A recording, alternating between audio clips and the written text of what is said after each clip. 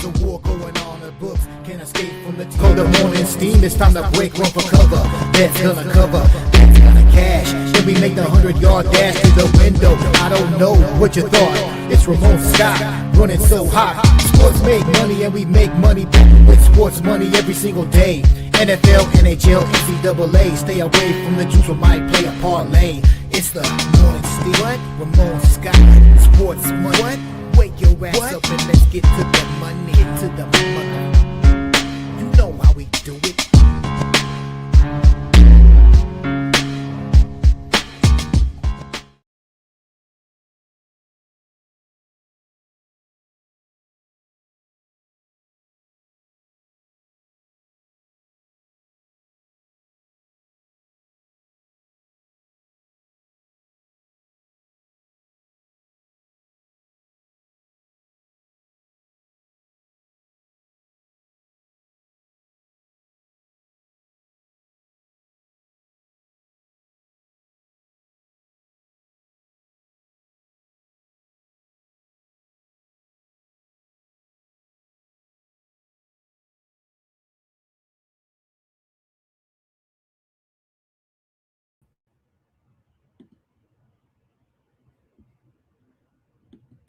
Steam play.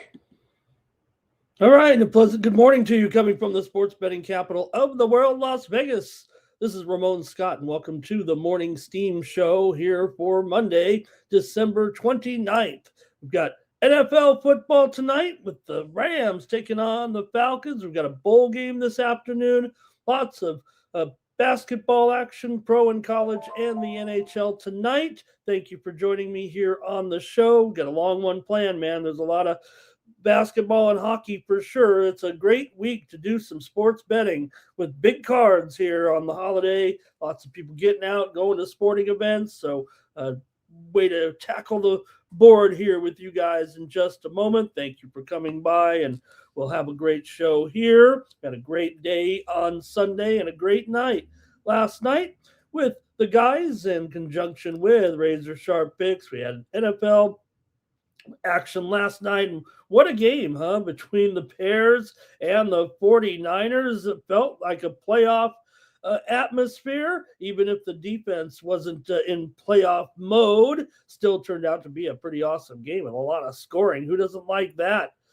in the game last night? As the 49ers were able to get it done there over the Bears, and not only that, get the money as well with the cover last night. We had the 49ers there last night with the guys and brought it home, and had some other great winners. But what a game, man. Purdy threw that pick six on the first play of the game. But then the 49ers had TDs on 4 of their next 5 drives. The Bears, though, in their last 4 drives of the game, came up with 17 points.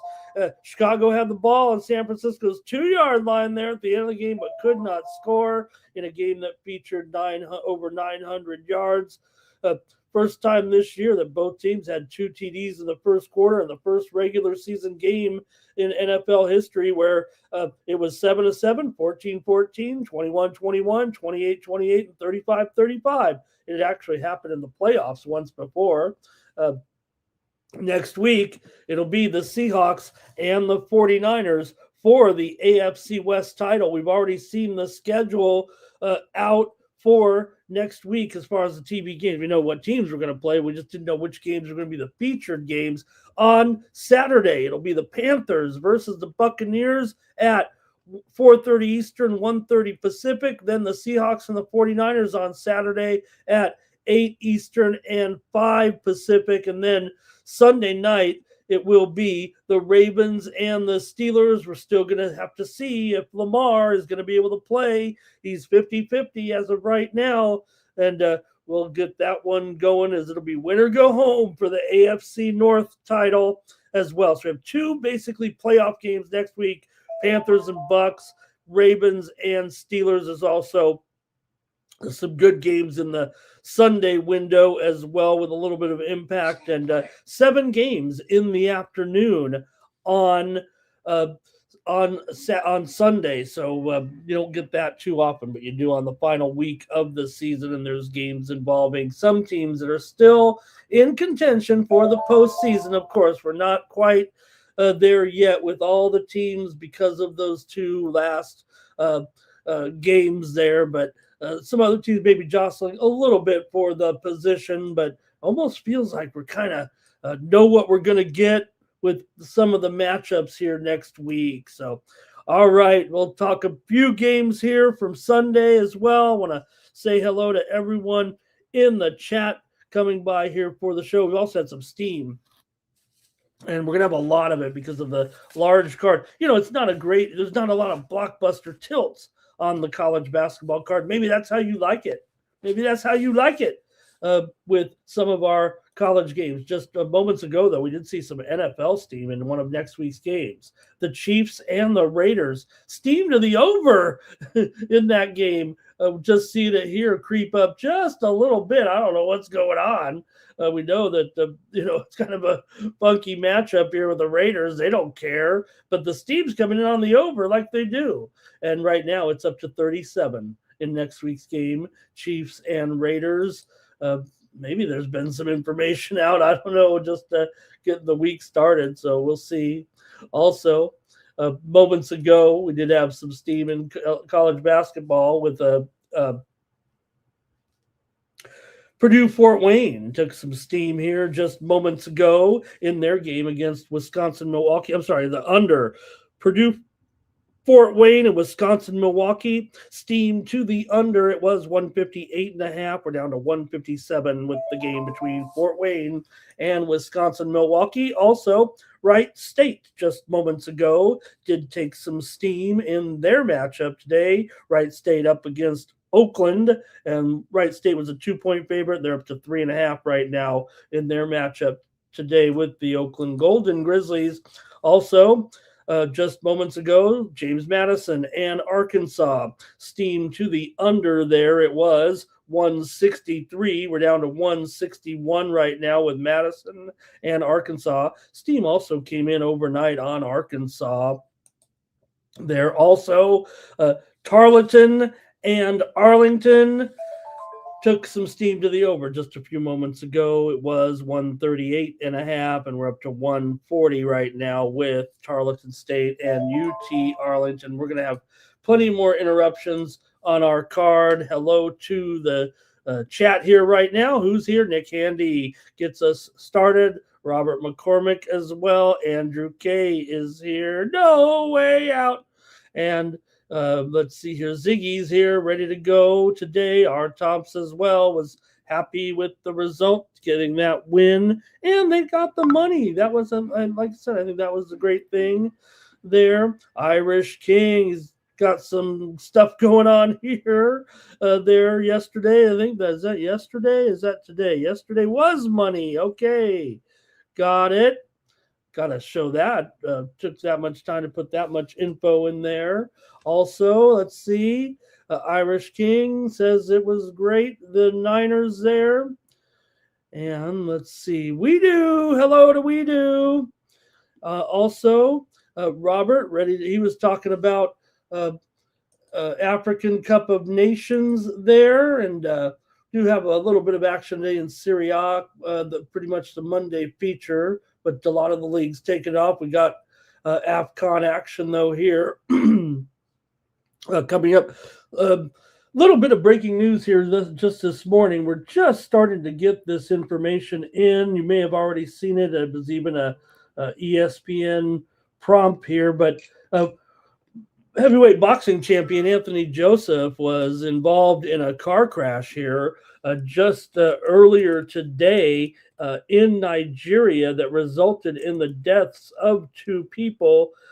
Really don't know that much about it here right now, but Anthony Joshua here just a short time ago was involved in an accident, like I said, and it resulted in the deaths of 2 people. So didn't really even get a chance to look at the details of the situation there, but that one just broke within just as I was getting here. He was, I believe, injured in that car crash. He was pulled from the wreck. So yeah, he was a passenger in a Lexus that was involved in the crash. So we'll get some more information. He's said to be okay, but did have a little bit of a rough time there with some of the other folks in that crash. All right, let's see who else is here today. Greg Gibson is here. Says the Lakers and the Thunder. We're going to blow them out last night. Kawhi. Everyone always makes fun of me. Look, I mean, Kawhi's serious, man. I mean, I think he'd probably play every game if he could. It's a tough reputation when you can't play all the games. Hey, everyone, like this video, subscribe to our channel. He had 55 points. Sports Money here on YouTube. Fastest growing sports betting channel on YouTube. Panthers blew it there, says Robert. Let's go down some of the games here actually right now and see what's going on there. And look at Ziggy complaining about those coaches like they don't know what they're doing. You got to take some points sometimes, right, you guys? I mean, back in the day, we'd always kick it. Raiders got that number one. They haven't officially secured it yet, but come on, they won't beat Kansas City. I don't care who's in there. Raiders need a good quarterback. I really flailed. I didn't buy in. I mean, I knew the tankathon was real, but I thought that this would be Geno's game. I thought this would be the one game that Geno could have that he could excel. The Giants were so much better than the Raiders. It really shows how bad the Raiders have tailed off here this season. Will the Clippers get all the way back? Here's Iowa taking some steam here right now in their matchup today on the extra board. Iowa here taking the steam against Lowell. Iowa was a 32-point favorite, but now they're up to 35 right now, taking that steam over Lowell, the Hawkeyes today. Andrew says the Giants couldn't even lose it if they tried. Z, you should only go on fourth down if you have to. 4th and 5, we're not going for it. Jake Parma is here, and Greg Gibson says maybe the Raiders will get Mateer. Oh, okay. Maybe. I mean, do you think they'll go with a quarterback? And how come not Fernando Mendoza?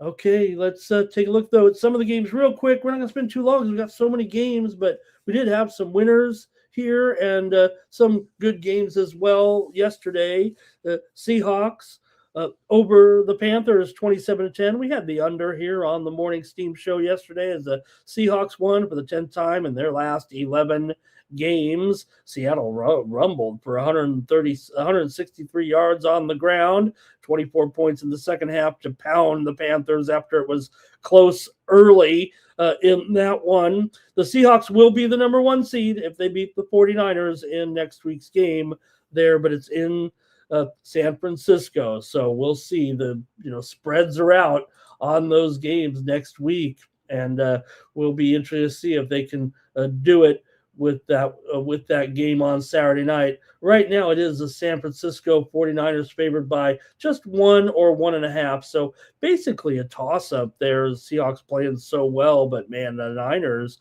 the defense was bad. It was kind of I didn't think it was going to be that type of game. I just going to show you here. I can't believe you guys are here watching me there because I was like, this total's too high for this type of matchup, but they didn't care.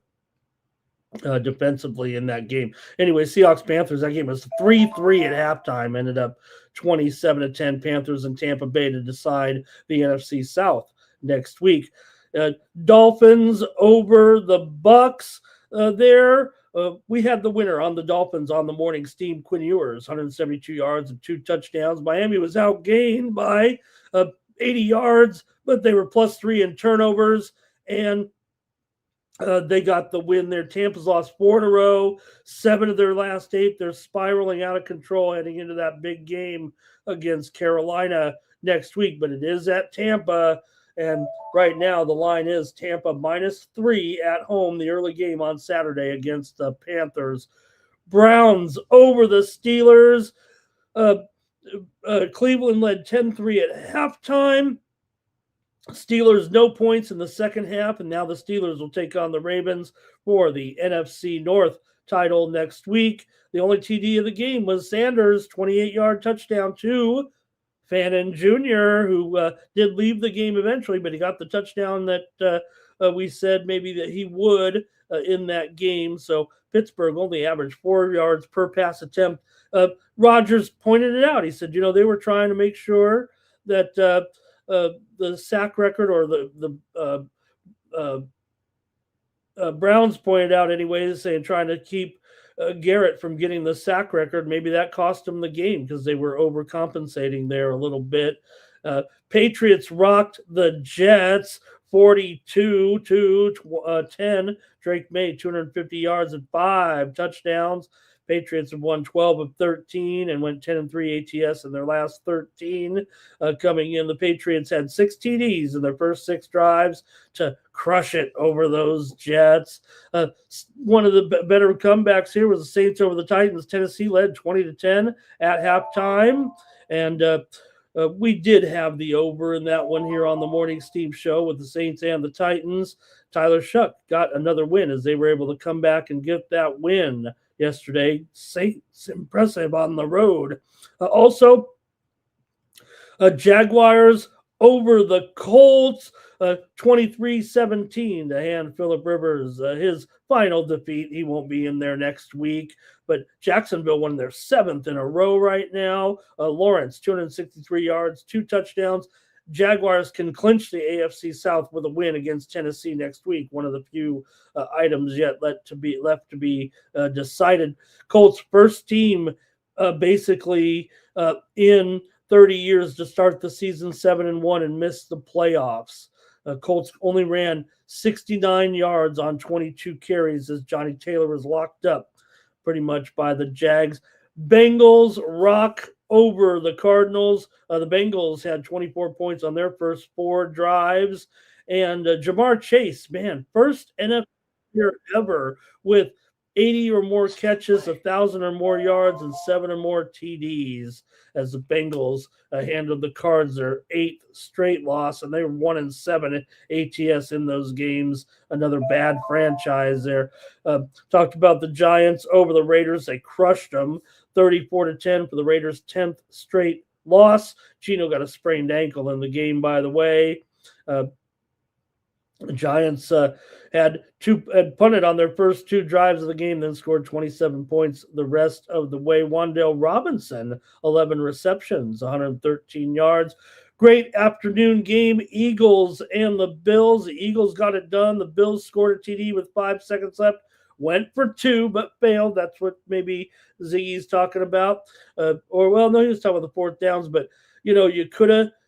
We were on the show last night, and Mikey Money said he thought the Bills made the right call there because of the injury to Josh Allen. Just get out of there. And but man, it does still seem like a game that if the Bills could have tied the game. Usually the rule is I don't know if it's a rule, but usually they say, go for the tie at home because you have the advantage of being at home, and go for the win on the road because you might not get the opportunity. So Bills outgained the Eagles 330-190. The Buffalo loss clinched the East for New England. Buffalo is the number 7 seed in the AFC at the moment. So I think that was a good look at the games here from Saturday or from Sunday anyway. All right, let's go back to the chat. We should just probably get the show started here right now with all these games. Greg says Panthers came back to reality. Yeah, man. Let's see here. We do says there. Let's see. Detroit to score an over and cover. Detroit. Oh, he's talking. I think Detroit Titans. Is that Detroit Titans basketball? No, it can't be Detroit. They're not. Okay. I don't know what that is from We Do there, but all right. Andrew had a fun night with us there in the chat. Greg there, Tampa is done. Pittsburgh isn't going anywhere. All right, Andrew says, there it is with Anthony Joshua there last night. And wow, they had a video and everything, huh? Okay, I just was getting wind of it here as I was getting ready for the show. Patriots, Denver, and Chargers, AFC. Greg Gibson says. All right, and we do talking about some props here for tonight as well. All right, let's see here. Trevor says, go Jaguars. Okay, a little bit more steam coming in. We're going to start the show. Manhattan and Ryder. We're seeing some steam here in this one with the Jaspers and the Bronx. In this one, we've got steam coming in right now, and this one is at under steam coming in here. It was 149. We're down to 147 here with the steam, Manhattan and Ryder just a short time ago. All right, let's get ready to go to the NFL tonight and start the show, and maybe we'll clean up some of the other stuff a little bit later. But so many games really got to get started. And go to the let me get this out of the way real quick. Folks, you can get more picks from me today over at winnable.com/Ramon when you subscribe to my picks for just $19.95 a month. It comes down to $16.10 when you use the promo code STEAM at checkout.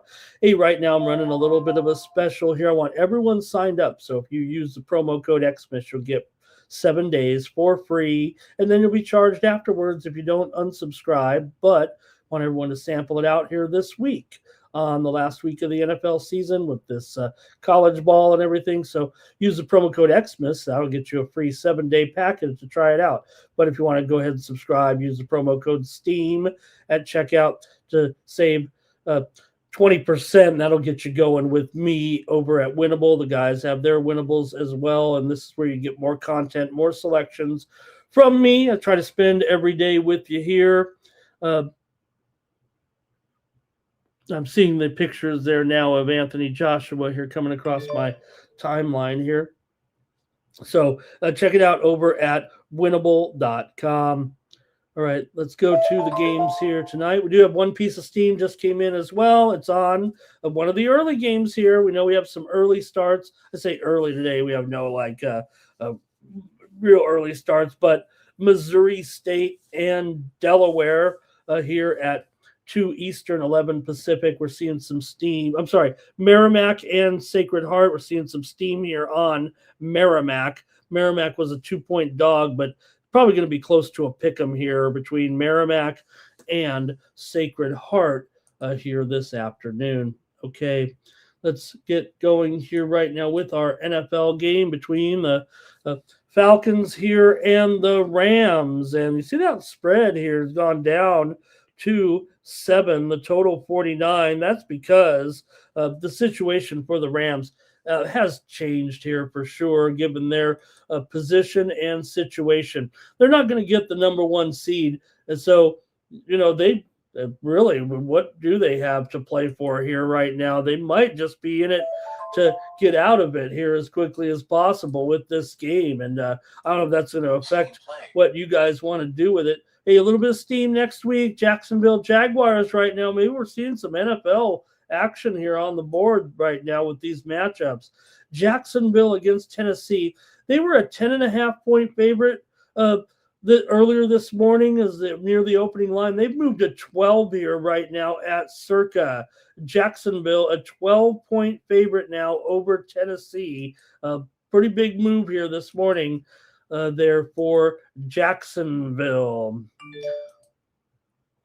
All right. Anyway, with this one, like I said, you got to wonder what the Rams situation truly is here. They can't win the NFC West or get the number 1 seed. So this game loses some of its urgency. And next week's game too, quite frankly, for the Rams. And maybe we'll see some of that move. The priority here would make sure Puka Nacua doesn't get killed out there, and you keep everybody healthy all of a sudden. You know what that means? When your priority is to keep everybody healthy, you're going to lose your motivation to probably even win this game, at least by a cover anyway, a touchdown cover.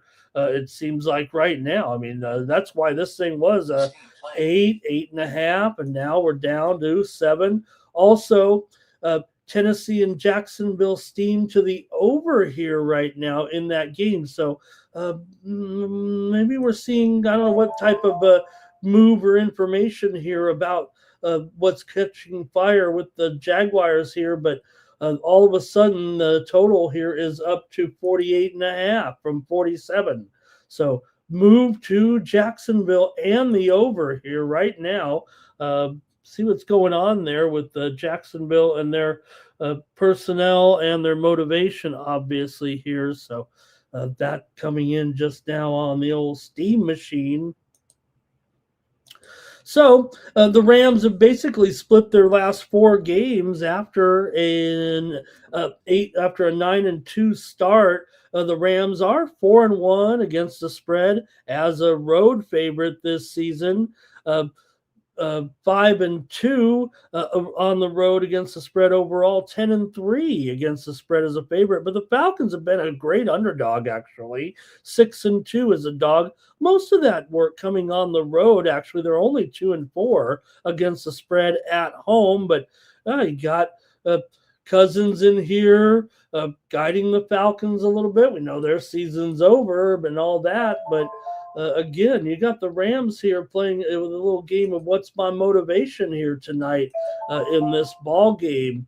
So the Rams, not only those great numbers as a road favorite, they're actually 10-2 their last 12 games as a road favorite, dating back a couple of seasons here. They've also gone over in 6 of their last 8 games overall. The Rams team total's gone over in 11 of 14, but we'll see with Stafford, Kyron Williams. You got to keep these guys from getting injured tonight and see if they can keep this thing on track here right now for the postseason, especially they'll have to be on the road most of the way now. They're probably still steaming from their last game a little bit, from last week's game, though, if you know what I mean.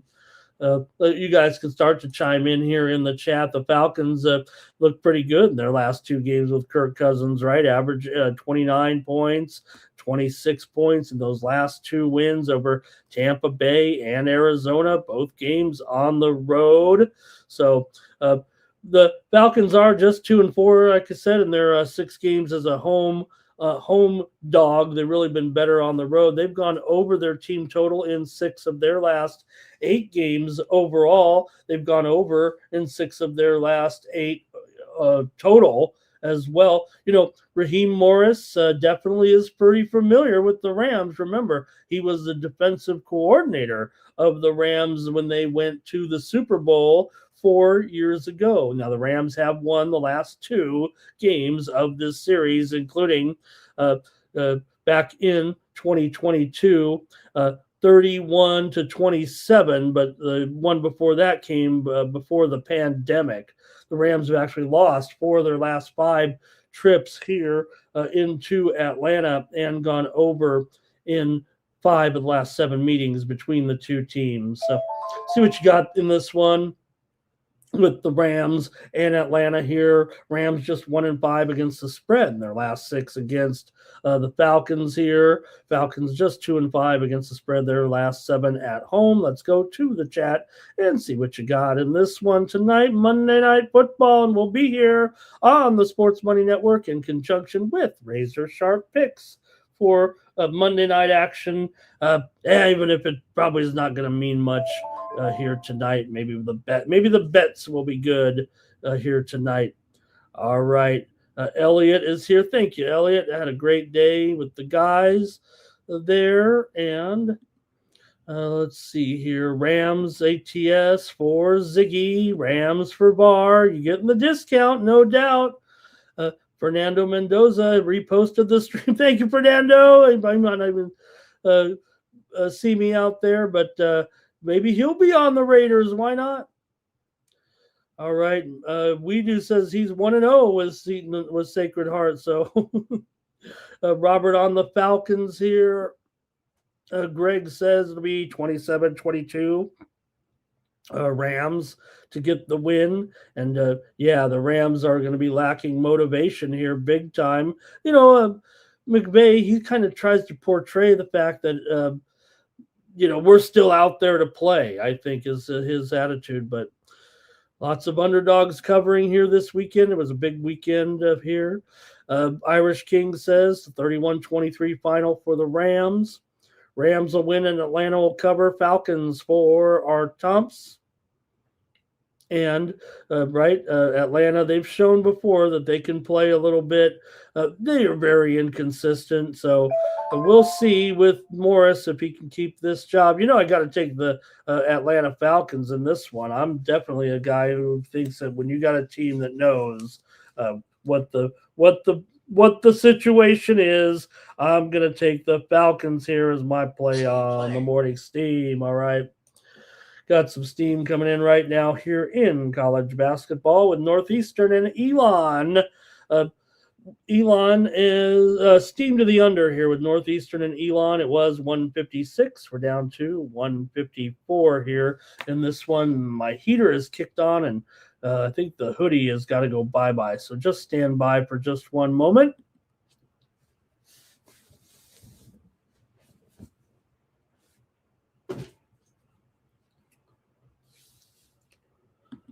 All right, there we go. 40 degrees here in Las Vegas, and I got my heater to kick on just when the morning steam starts. So, all right, that's like it, I guess. You guys have made your comments there in the chat a little bit, and I got to take the Falcons in this one. We'll see if it even stays at 7. Maybe it'll move even further, giving the motivation here in the game tonight.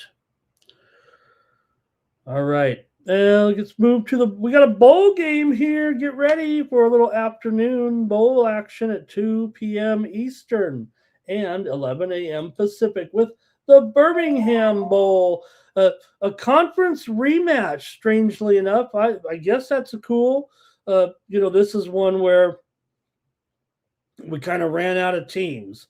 We got all these bowl games, right? Maybe there are too many bowls. We got a 5-7 team in this one against a 6-6 team, and they're from the same conference, and they've already played this season. The previous meeting was back on November the 6th. Appy State won, Georgia Southern won at App State. 25-23 as a 5-point dog. Here, Georgia Southern is going to be favored now by 8. They were a 5-point dog on the road. Now this one being played in the Birmingham Bowl here with the game. Let me get one more steam here real quick. College basketball. Stephen F. Austin and East Texas A&M as we head out to the extra board. And we're seeing some steam to the under here with SFA and East Texas A&M. This one was 147. We're down to 144.5 right now with Stephen F. Austin and East Texas A&M. All right, at the Birmingham Bowl, Georgia Southern won 3 of their last 4 to close out the season. They lost versus ODU as a 10-point dog, but wins after they beat App State. They beat Coastal 45-40 as a 3-point favorite at home, and they beat Marshall on the road in the season finale 24-19 as a 10.5-point dog.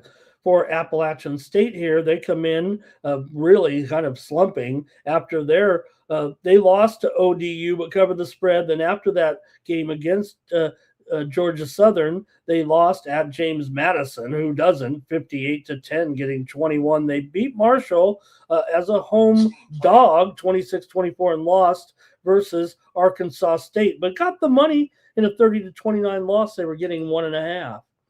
By the way, more steam here in that same game we just mentioned. Stephen F. Austin and East Tennessee State. So maybe someone for Stephen F. Austin has come up here a little bit lame today, because of what we're seeing here right now is East Texas A&M getting steam. They were getting 6.5, and looks like it's going to go all the way down to 4 here right now with East Texas A&M. So we want to get you some steam on all these games. That's what I like to do here on the show. Kind of make it a feature of the show, really. Your guys' comments are already coming in here on the bowl game tonight with Georgia Southern and Appalachian State. So let's get your picks here as well in the chat in this one. And good to have an afternoon game here for sure between these two teams. Appalachian State has significant players out of this game. Both of their top 2 quarterbacks are out. They're also going to be missing a wide receiver and an offensive tackle on defense. They're missing defensive players as well. Meanwhile, for the Eagles, they're actually getting players back from injury here right now. So maybe that's part of it as far as being such a big favorite in this one right now. So for the Mountaineers, they'll have a freshman quarterback. They have 2 guys who could play here, actually. I'm not sure we even know which guy will see the bulk of the action. Again, these 2 teams did meet here. Yeah, Georgia Southern struggled to run the ball in conference play, but again, we've seen right now Appalachian State not really looking that great here down the stretch, while Georgia Southern, with seemingly getting all their players together. And yeah, I know that the Sharps might want to just take the points because that's what they do, but it does seem like when looking at the overall news cycle of the game that it does favor the favorite here. In fact, I'm showing the game at 9.5 now for Georgia Southern. So let me update that line on the screen. 9.5 for sure. So, oh man, normally you just say, man, how can you not be on this dog? But I think they're going to probably get a blowout here. There we go. I'll take Georgia Southern here to win this one by more than 10 now. No value left, it seems like. I think all the news was kind of out there as far as what we were expecting from the teams, in this game. So I'll just go to the chat, see what you have. Georgia Southern was 3-1 ATS as a favorite this season. For Appalachian State, they lost 5 of their last 6 games coming in. They are 12-6 the last 18 as a home underdog here. In that game earlier this season, actually, Georgia Southern actually led 19-3 at halftime and had to hang on for the win. So they were dominant in the first half, and it was a little bit of a comeback by Appalachian State. They're still Appalachian State, good program, but here we go with some of the chat here in this one. All right. D Money likes Appalachian State here, plus the points and go under. Robert's going under here in this one. Also, Greg's got his prediction for the game. I think he prefers Appalachian State there and maybe the over. Var's going under here right now. Hello to AOD in the chat here today. And let's see here. Var says, "Is this game on ESPN?" You bet it is. It's Bowl Mania. Var. All right. And Var, you won the contest yesterday. If I don't know if you were here, but you won the drawing. So if you want to re-up and get the free month with the winner code there, I think, I don't know if you were active right now, so I don't think I was able to extend it for a month. I'll look again, but let me know if you want that. All right, Art Thompson, Georgia Southern under, and Bar says this would be high school level here in this one. Well, then that's right up my alley. I mean, I'm the king of the high school football scene, right?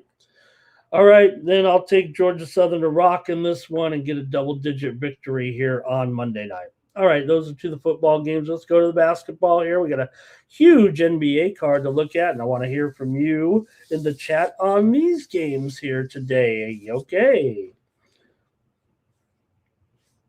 We'll get it started here Hey, last night, how did we do on the Morning Steam show yesterday in the NBA card yesterday?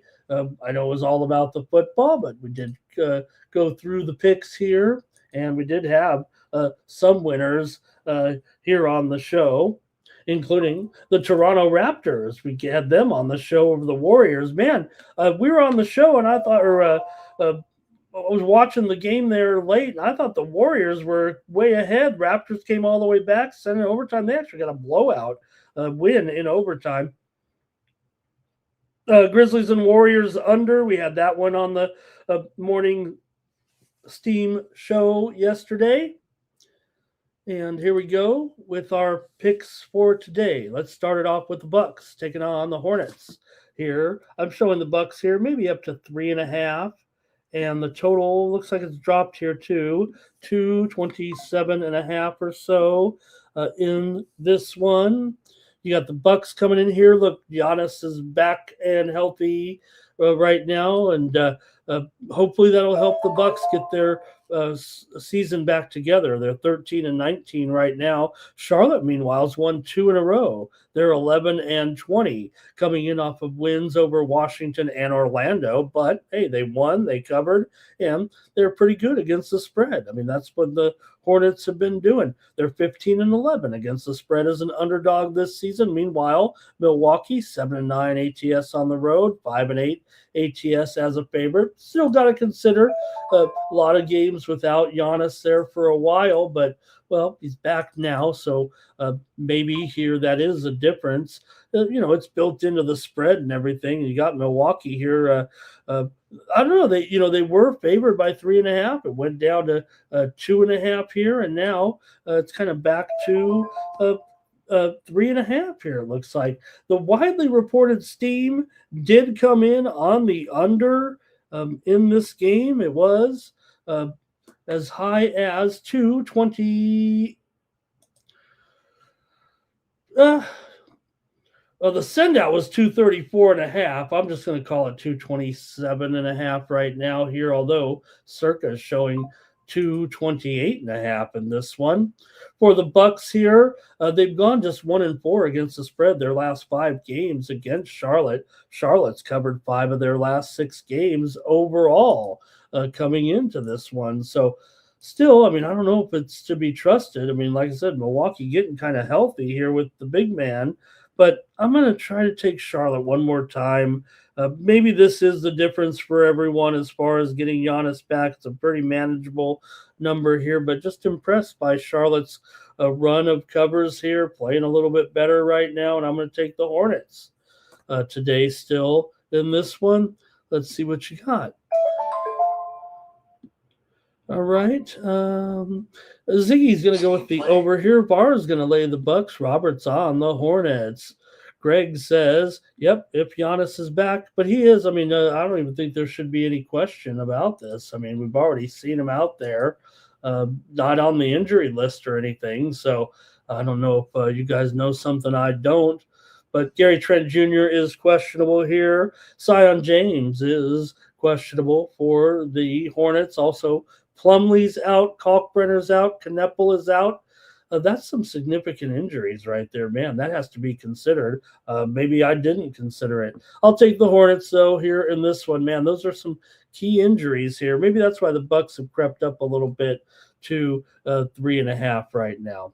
Okay, I'm still taking the Hornets in this one. Next up, you got the Suns taking on the Wizards here.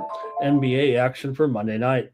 The Phoenix Suns have won 3 straight, and they're continuing to look better and better here. We already know it's been a pretty good season for the Suns so far. They're among the best teams as favorites this year. They're 11-2 against the spread as a favorite. Now, we're dealing with a pretty big number here at 10.5. Got a steam move coming in right now. College basketball action here. Manhattan taking the steam in this one against Rider. They were a 1.5 point favorite. They're up to 2.5, maybe even 3 here by the time this one gets done with Manhattan and Rider. We said the steam already came in on the under there, and now it's coming in on the Jaspers. Manhattan taking the steam here on the Morning Steam Show. Also, moments ago, it was William and Mary taking the steam in their game against Towson. William and Mary was a pick 'em, but they're going to go up to 1.5, maybe 2 here. William and Mary taking the steam against Towson here right now. All right. Let's see here. Okay, let's get back to it with the Suns and the Wizards. Yeah, so Suns are a terrific favorite this year. Now it's starting to get a little bit dicey. The Wizards are actually playing quite well here of late. Probably their best basketball of the season. So, when you're getting all these points, maybe they can cover here right now. Talking about the Washington Wizards, they've covered 4 of their last 5 games overall, but Phoenix has covered 5 straight, going 4-1. Phoenix just 1-5 against the spread their last 6 games against Washington. That'd be basically the last 3 seasons between the two. The two teams have not yet met here this season, but when they played here in Washington last season, it was 130 to 123. Phoenix did get the win, but they were favored by 11.5. So, yeah, they're on a spread roll here, and in that roll where they're so strong, but Washington's been getting the money here a little bit. Phoenix is 4-9 to the under as a favorite this season. They've gone under in 6 of their last 9 games. Washington's gone under in 5 of its last 7 games overall. And the series between these two have gone over in 10 of the last 14 games coming in. So see what you think in this one. I'll go to the chat, but getting enough points here. Northwestern State is taking some steam here on the extra board in their college basketball game tonight. For Northwestern State, they were getting 3.5 points from Lamar. And we're seeing it move down here to 2 or so. Steam on Northwestern State and Lamar. Also, seconds ago, steam's coming in here right now on UTEP in their matchup today against Louisiana Tech. UTEP was getting 3.5. They're down here to 2 right now with UTEP taking the steam against La Tech. Texas El Paso getting that morning steam just moments ago. All right, maybe we can go with you guys here right now and see what you like in this one with Phoenix and Washington. Phoenix been one of the surprise teams of the season, make no mistake, and they're in a pretty good groove right now. They're on a spread roll here, as I said, wins over the Lakers, and then they won back-to-back games at New Orleans, covered the spread in both of those. Do know right now Ryan Dunn is questionable for Phoenix. Mark Williams, he is suspended because of that fight. Grayson Allen also expected to be out of this one for the Suns. For Washington here, Keyshawn George questionable. Kispert is questionable. Cam Whitmore is out. Here come the chat all-stars. And Terrell says the Bucks are going to roll in their game. Charlotte can't win Giannis's play. Wizards here for VAR in this one. Phoenix is on a mission, says Greg. Ziggy's going to take the Suns as well. Art Tom says, maybe it's time to still get with the Wiz here. And Greg says it will be a woodshed game for Washington. Oh, but he means Phoenix. Okay, he means Phoenix. Robert here on the under Public Enemy plus the points.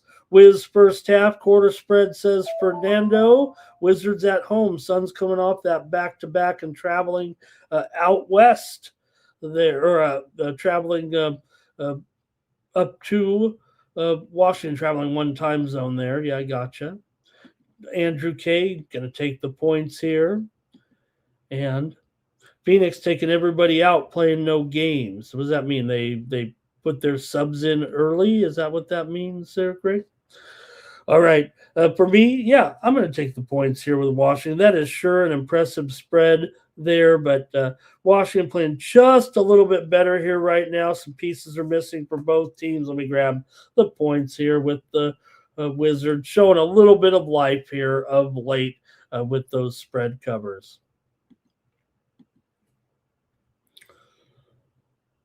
The Orlando Magic are taking on the Toronto Raptors. A couple of teams with similar records coming in, both coming off of a win. Orlando 18-14. Meanwhile, Toronto coming in here to this one with a record of 19-14. Some college basketball steam in the background. Here it comes. Utah Tech is taking some steam here in this one against Southern Utah. Next to last game on the regular board here. Utah Tech was a 6-point favorite. They're moving to an 8-point favorite right now. Utah Tech taking the steam against Southern Utah. For Orlando in this game, Batadze is questionable. Jalen Suggs is doubtful here in this one. For the Raptors, they're coming in off of a win last time out. They've knocked off Golden State last night, 141-127 in overtime, but they're still at home here anyway, despite having to work a little extra. Orlando, meanwhile, coming in off that home upset win over Denver, 127-126. You got Orlando here, a 1.5-point favorite. Total is 221 here right now. Maybe it's gone down just a little bit. We can see what you guys got here. Look, spread-wise, these guys aren't that great. Toronto is just 5-11 against the spread at home so far this season, but Orlando, at least they're 7-8 against the spread on the road. These two teams have not yet met so far this season. You got an Orlando team here, though, however, that against Toronto, Orlando has gone just 7-13 straight up in the last 20 games between these two teams. Also, Orlando's lost 10 of their last 13 here in Toronto. Toronto's just 1-7 against the spread. Their last 8 games at home, that spread win came last night in that game against Golden State. Orlando, however, they're just 1-4 their last 5 against the spread on the road, and they are just 3-9 against the spread their last 12 games. So these teams can't get out of the way of each other or out of the way of themselves here, it feels like. Teams met here last year in Toronto, and it was 109-93. In a previous meeting, Orlando won. They split the 2 games here in Toronto last year. The games, however, in Orlando were won by Toronto. They basically won 3 straight against Orlando overall. 5 of the last 6 meetings between these two teams have gone under. Toronto's gone under in 6 of their last 8 games overall coming in. So I want to hear from you in the chat in this one between Orlando and Toronto here.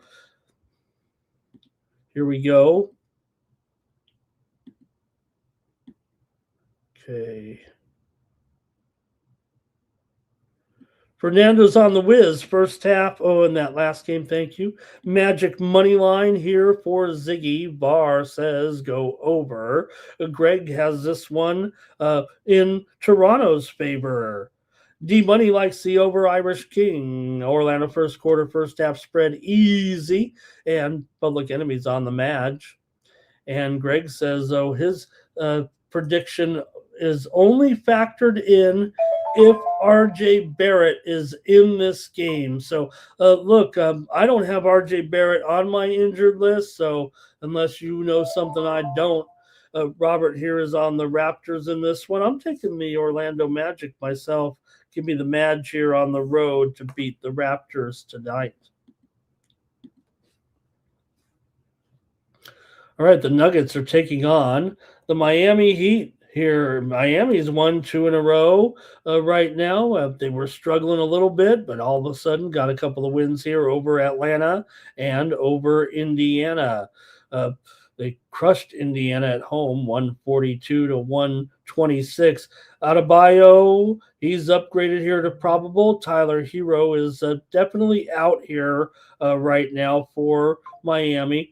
for Denver here. They're coming in off of a loss on the road, as we mentioned, to Orlando, 127-126.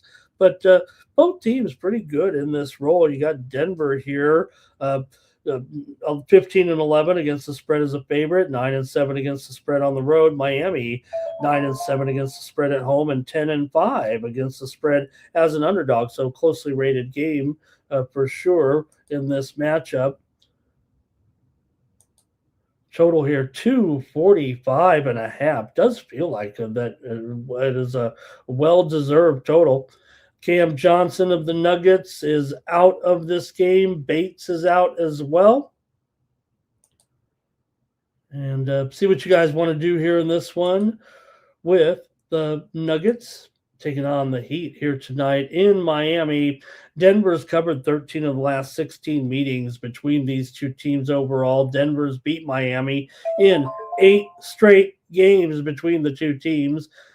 Also, 6 of the last 8 meetings between the two teams have gone under. Denver's going over here, 13 of their last 16 games to the over. They're also 18-8 to the over as a favorite, and 11-5 to the over on the road. Meanwhile, for Miami, they've gone under in 8 of their last 11, but they are 9-7 to the over as a dog. Let's get your players ready real quick. We've got college basketball steam, extra board. Rio Grande Valley taking some steam here today. Rio Grande Valley up against here. Let's see. Who are they? Is Rio Grande Valley up against? Too many games here. Might have to just go with the readout here. Here we go. Rio Grande Valley was a 3.5-point favorite in their game against New Orleans tonight. Rio Grande Valley now is up to a 5-point favorite. They just took the steam right now. I'm going to the chat for this one, Nuggets and Heat. Okay. Magic beat Denver and lose to Toronto. Hello to Jimmy Wynn.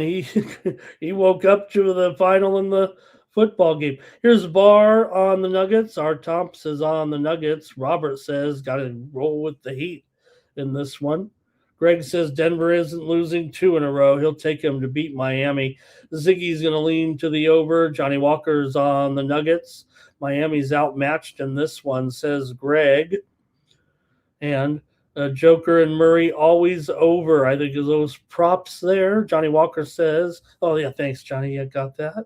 And Heat and the points for Fernando here. Okay, well, I guess got to make my call in this one with Denver and Miami here tonight. In Miami, man, I'm taking the Heat in this one. Give me Miami to win over the Nuggets tonight. Irish King says the Nuggets are too easy. You got to take Powell's points when Heroes out, says Terrell. 9 Legacy is going to be on Denver. Next up, the Warriors are taking on the Nets here, NBA action for Monday night. Got the Warriors here. They ran out of gas last night in that game against Toronto, ended up getting blown out. Now you have a Warriors team here traveling to Brooklyn who, you could make fun of them a little bit, but, look at this spread here, by the way. It is currently 4 and 221. Now, I know the Nets have won a few, but they're not a good team. We know that. But the spread's only 4. So you know what's going to happen tonight. Curry's not, he's listed as questionable right now, but when do you give this guy back-to-back rest, right? After he plays 41 minutes in a road game in Toronto, that might be the situation. So look, you could, if you like the Warriors, maybe you grab them here. Maybe the line goes up. Maybe you even can work it in as a middle here. Cause if Curry is out, this one's going to move a little bit. The Nets are hot here. I mean, they've won 3 in a row, as bad as they've been. They do got some wins here over Toronto, Philadelphia, and Minnesota. We had them in that game against Minnesota. We were on Brooklyn a little bit. for the Warriors here, though. They had won 3 in a row at home, but then they were winning that game in Toronto, but Toronto came back with a late flurry and then really rocked them there in overtime for sure. So see what you think, though, with this one now. And like I said, I'm not making predictions here, but Curry is officially on the injury report with, potential rest listed here in this one. And I think we've seen that kind of before a little bit, that, sometimes that is indeed the case. So, all right, see what you got though here. Golden State just 2-5 against the spread in their last 7, even without Curry there. Also, Golden State just 4-12 against the spread their last 16 games against Brooklyn. Now, that's a big 6-year sample size, but the Nets haven't been any good over the years, really. Brooklyn's covered 4 their last 5 games. Brooklyn's gone under in 12 of their last 16 games overall. Warriors are just 7-11 against the spread on the road. Brooklyn is 5-10 to the under at home. Golden State is a total over team for sure. 11-7 to the over on the road. 14-8 to the over as a favorite. They've gone over in 5 of their last 7 coming in. Let's go to the chat though here right now and see what's going on here with the Warriors. Like I said, we don't know yet about Steph. Highsmith is out for Brooklyn here.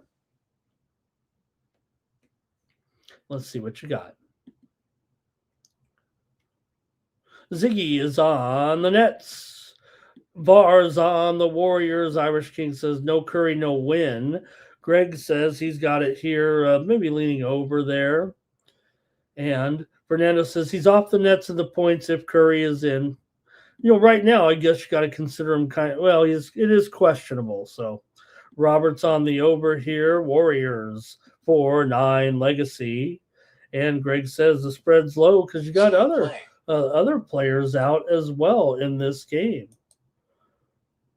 Okay. Yeah, DeAnthony Melton is questionable. Big Al is out. Seth Curry is out with a sore butt. All right. And Nets +4 if no Curry. And look, like I said, if none, you won't be getting 4. So you got to decide now, or you could wait it out, but they'll only be getting probably 2 points or so if he's out. I'm taking the Nets here in this one over the Warriors. Give me the Nets tonight.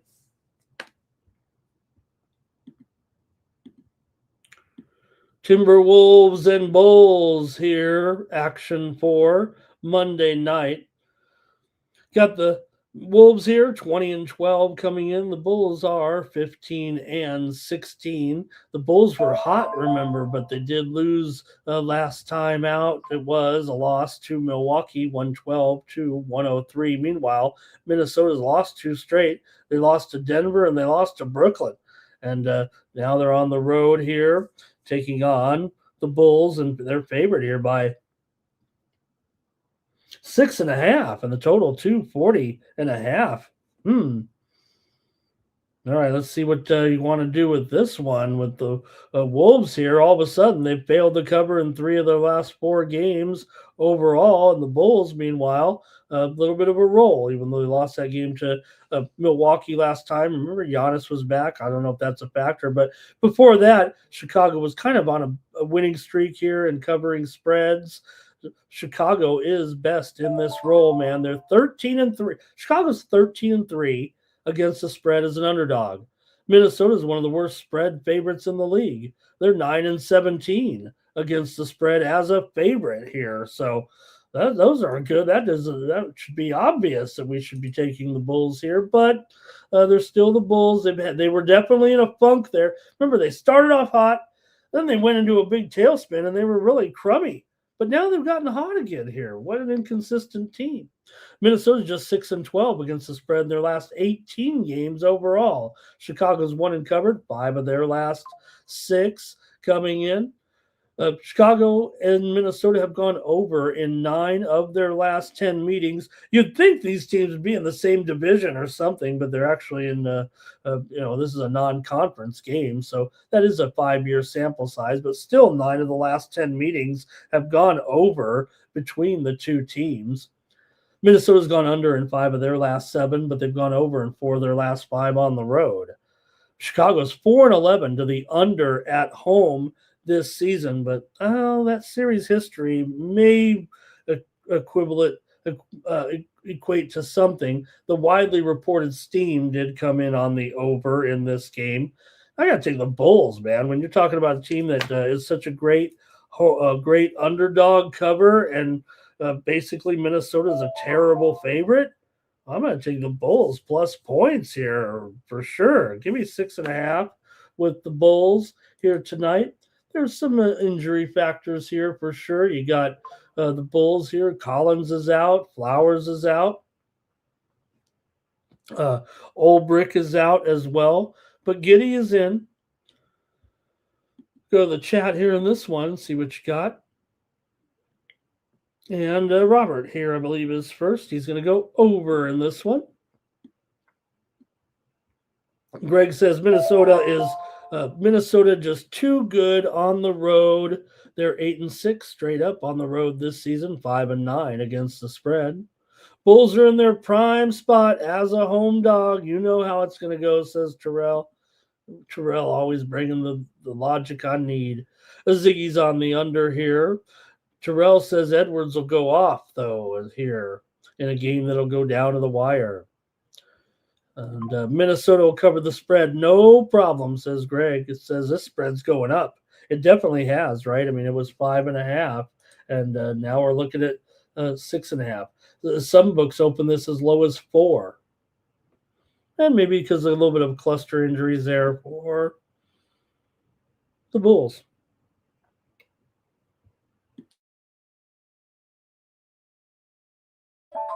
All right, I hit the cough button there so I don't get all weird here.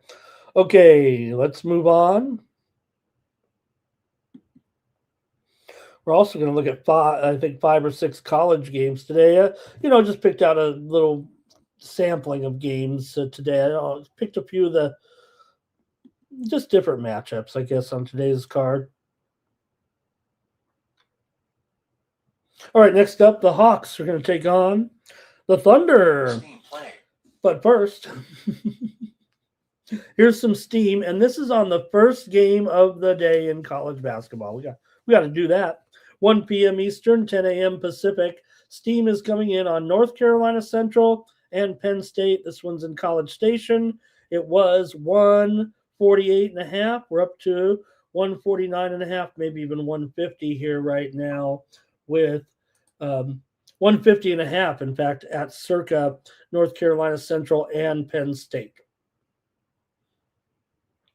Steam to the over. Also, Penn State has taken plenty of action there in that game. It opened 22.5, and right now up to 25 at circa. But the steam came in on the over just a few moments ago. Hawks here on the road taking on the Thunder. We know the Thunder's story right now. It can beat anybody except San Antonio. They did come back to win last night over Philadelphia, 126-124. I was on Philadelphia here on the show yesterday, and they were down, just like 2 points at halftime, but they did get blown out in the end. Wasn't a great pick for me, that's for sure. But you do have the Thunder here only favored by 16 points right now, so you're going to have to decide. Total here, 237 in this one. So, look, for Atlanta, they're a pretty good underdog, 10-6 ATS. We know OKC, they're 10-7 against the spread at home. They're always laying the big number pretty much to every team, right? Except, even when they're playing the likes of Minnesota and San Antonio, they're favored by 5.5. 6.5 or so as well. So these are the ones of fun to try to figure out. Atlanta's not doing great covering the spread here of late. They have been in a losing streak and they're not covering very well. They failed to cover in 7 of their last 10 games overall coming into this one. Meanwhile, for the Thunder, like I said, they're over 500 against the spread. I'm just trying to figure out how to cover a 16.5 point spread. Atlanta's 1-4 against the spread their last 5 against OKC. Atlanta has gone 1-7 against the spread in their last 8 games. OKC's gone over in 13 of their last 17 games against the Thunder. Looking at a reasonably high total here.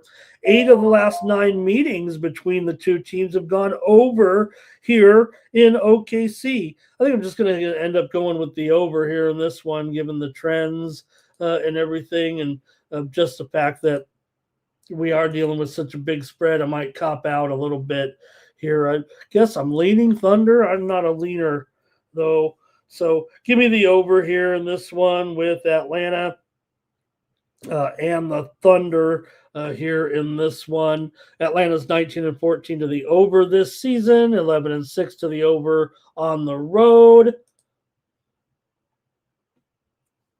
And we'll go to the chat.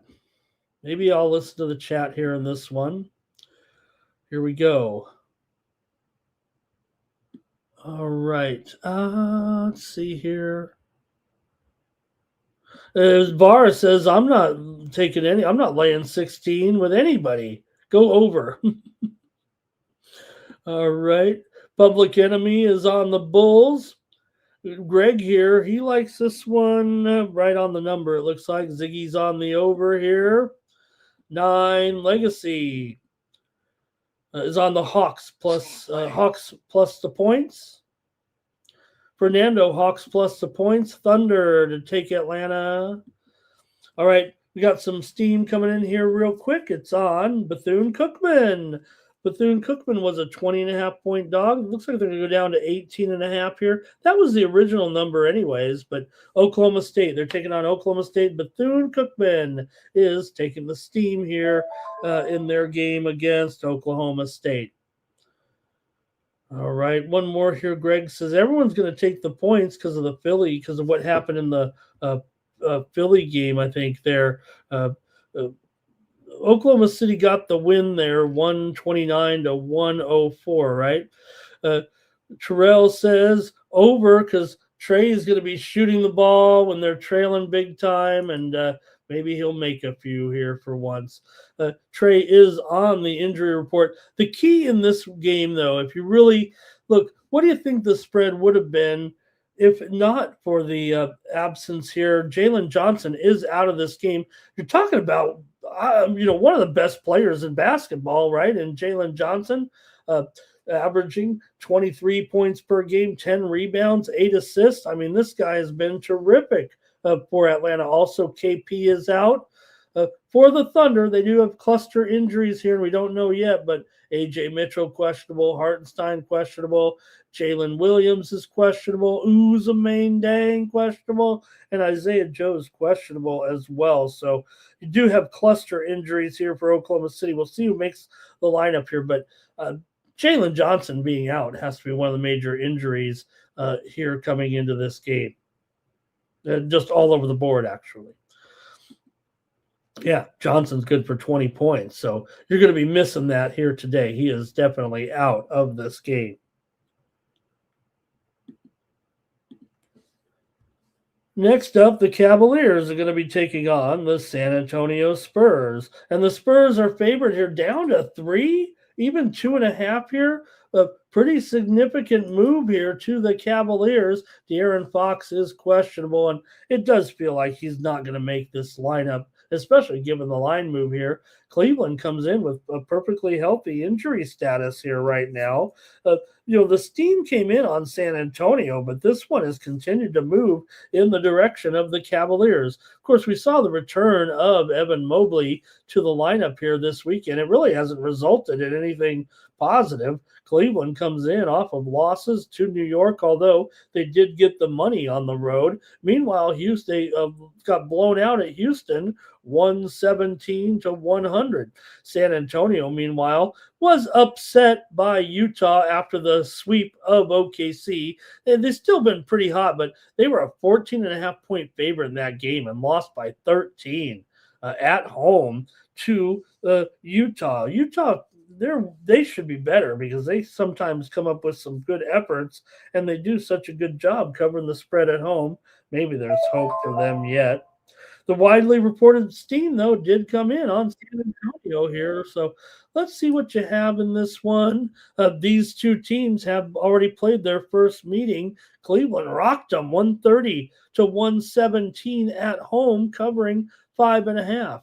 But Cleveland continues to be one of the worst spread teams in the league this season at 10-23. 5-9 ATS on the road. San Antonio, meanwhile, 9-4 against the spread at home. What gives here is what I would want to say. Maybe the matchup, favors Cleveland here a little bit. We know that San Antonio's got a great record here right now. Yes, the injury to Fox here, but he's kind of been, he hasn't played in all the games this season. I mean, he's missed like 9 games this year. So let's see what you got in the chat with these two. Here we go.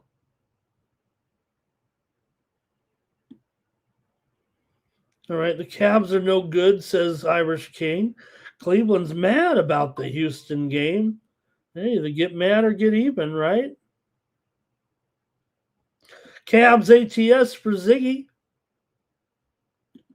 And let's see here. Greg likes Cleveland to win outright. Terrell said Wemby going to get more points, more playing time now. VAR's on the Spurs. I'm on the Spurs here in this one. I got to take the Spurs here. But, you could say that maybe the Sharps are the one that are on the Cavs here, it feels like right now, because to me, the trends, the stats a little bit, but there's no doubt this one keeps moving in the direction of Cleveland here. So maybe it's their night, and if it is, we'll chalk it up and say that the Sharps were right. R. Tomps, though, is on the Spurs. I'm taking them too. Call me square, but I'm going to take the Spurs. I mean, come on, off of a loss, they were on a roll, right? Right, next up, Spurs easy, says Irish King. Are the bookies just giving away money? All right, next up.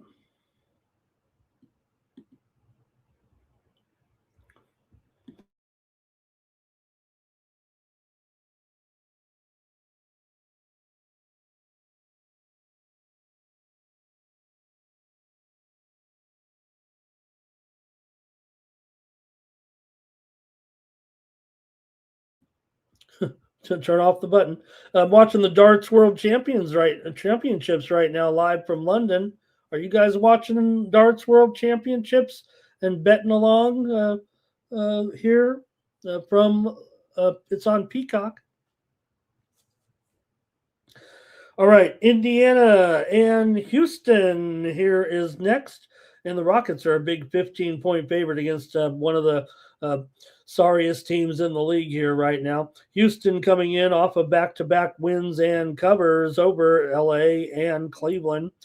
Indiana, meanwhile, they are on a losing streak, and they also failed to cover 3 in a row. They're coming in off of a loss on the road to Miami. They've been giving up a lot of points in their last 2 games to Boston and Miami right now. Indiana has lost 8 straight games. However, they've done very, very well against the Houston Rockets here. they've actually won 10 of the last 12 meetings between the two teams. Indiana has over the Rockets. 13 of the last 19 meetings between the two teams have gone under.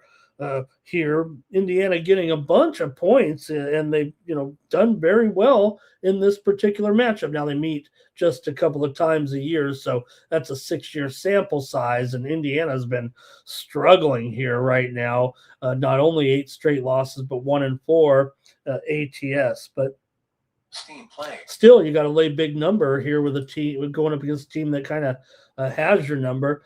Hey, IU Indy. This one's getting steamed right now on the total. We know IU Indy is that high-scoring team, but the steam is coming in on the under here. 176.5 is going to go down to 174. It looks like steam coming in on the under. IU Indy and Cleveland State today. Steam to the under just moments ago.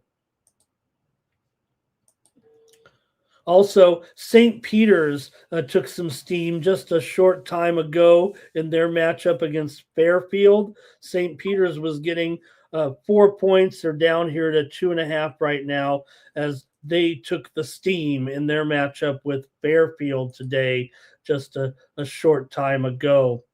All right, we'll go to the chat in this one and see what you folks have. This is an intriguing matchup, to say the least, here between the Pacers and the Rockets. Houston's covered just 3 of their last 9 games overall coming in. And we'll see what the chat has here.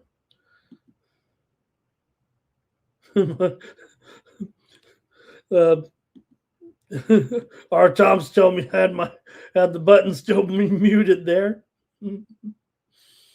All right, let's see what we got. Over here for VAR. Greg here likes Houston to get that money, and Ziggy's going to lean to the over in this one. And let's see one more here. Let's see. Houston says this is a practice game for Houston because Indiana has been so bad right now and doesn't seem to be getting any better for these Pacers here. I mean, they some of these other teams that actually put together some winning streaks. The Pacers have maybe one of the worst. Maybe they do have the worst record now. I haven't quite checked. All right, Sengun is questionable tonight, and I kind of wonder about if he can make this lineup. Actually, Shepard is questionable for the Pacers. Huff is questionable. McConnell is questionable. Jackson is out here for Indiana. So maybe a few cluster injuries, but it looks like Houston's big man could be out here in this one. I'm going to take the over here with the Pacers and the Rockets. The steam did come in on the under here, but I'm going to take the over. All right. Jimmy says you got Eason back, go under with Houston. Take Thompson points. I believe that is probably over for Stan Don Biz. If no one specifies, I just give you the over because nobody bets unders but me when it comes to player props. And let's see here. Houston first half for Terrell. And Indiana was in the in the NBA Finals, Greg says, last year. Can you believe the decline? Of course, they are missing their top player this season who's out basically for the entire year, and Tyrese Halliburton with that injury there. All right, a couple more to go here, and then we'll do a little college ball. Then we got a long NHL card, so we're probably going to be here for at least another 45 minutes. The Knicks are taking on the Pelicans tonight in New Orleans, and hey, how about the Pels right now? Talking about the teams that are kind of winning. They were winning, and now they're losing again. Pelicans have lost 3 in a row after that little streak they had. Losses here to Cleveland, and then the back-to-back losses to Phoenix. So tough opposition for the Knicks here. They're off of wins over Cleveland and Atlanta, but they can't cover a spread for their life here in the last couple of weeks. The Knicks have failed to cover in 6 straight games right now coming into this one, despite the fact that they've won 10 of their last 12. The Knicks are 4-1 straight up on the road in their last 5. New Orleans has covered 10 of their last 14 games, despite losing 14 of their last 20. They've also gone 7-2 against the spread at home. 5 straight meetings between these two teams have gone under, although the Knicks have gone over in 6 of their last 8 games. So Pelicans are, all of a sudden a little bit of a slumpy slump here, and the Knicks can't cover any numbers. So Knicks are just 4-10 against the spread on the road. Pelicans are 12-7 against the spread at home. Should add, though, the Knicks are 17-11 against the spread as a favorite.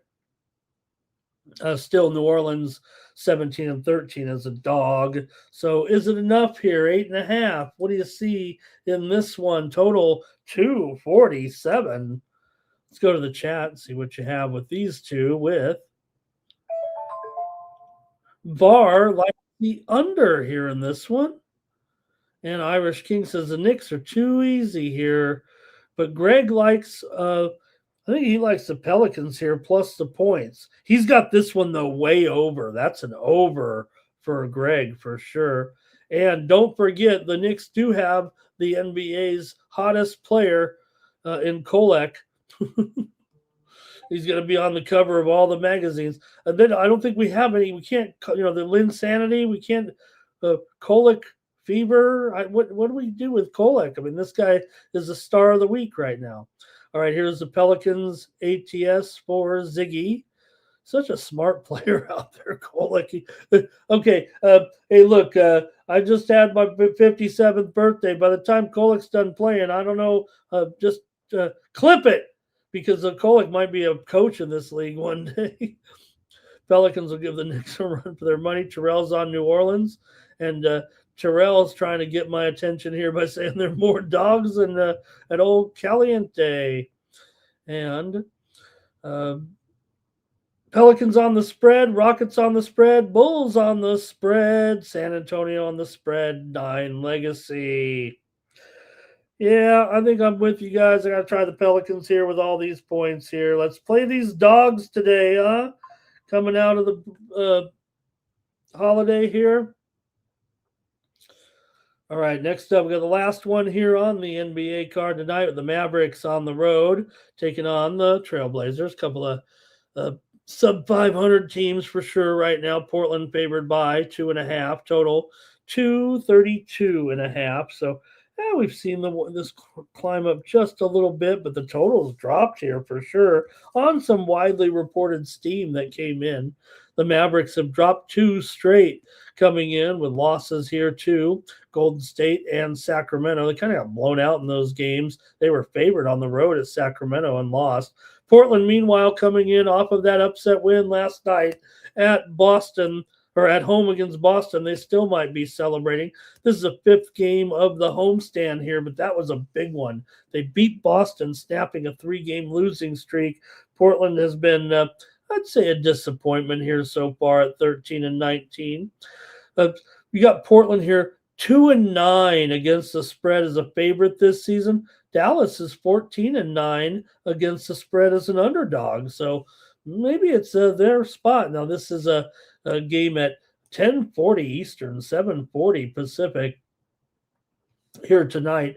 Dallas has not only got that great record as a dog and Portland a terrible favorite, but Dallas has also covered 7 of the last 9 games against Portland. Now, you do have the Anthony Davis factor in this one. He's questionable here right now, so we'll see. It didn't look good with that groin injury. We know that basically Davis has missed half the season so far due to injuries. Brandon Williams is questionable here for Portland.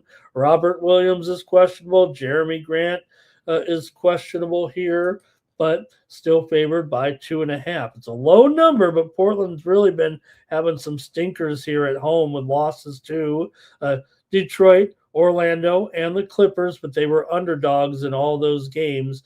But like I said, 2-9 is a favorite. It just doesn't feel like their role, necessarily here. So All right, we'll see what you guys have in this one. I guess I got to take the Mavericks. I can't ignore those significant trends. While I wish there were more points involved, and yeah, Dallas hasn't been great. I'm going to try them here as a dog to Portland tonight.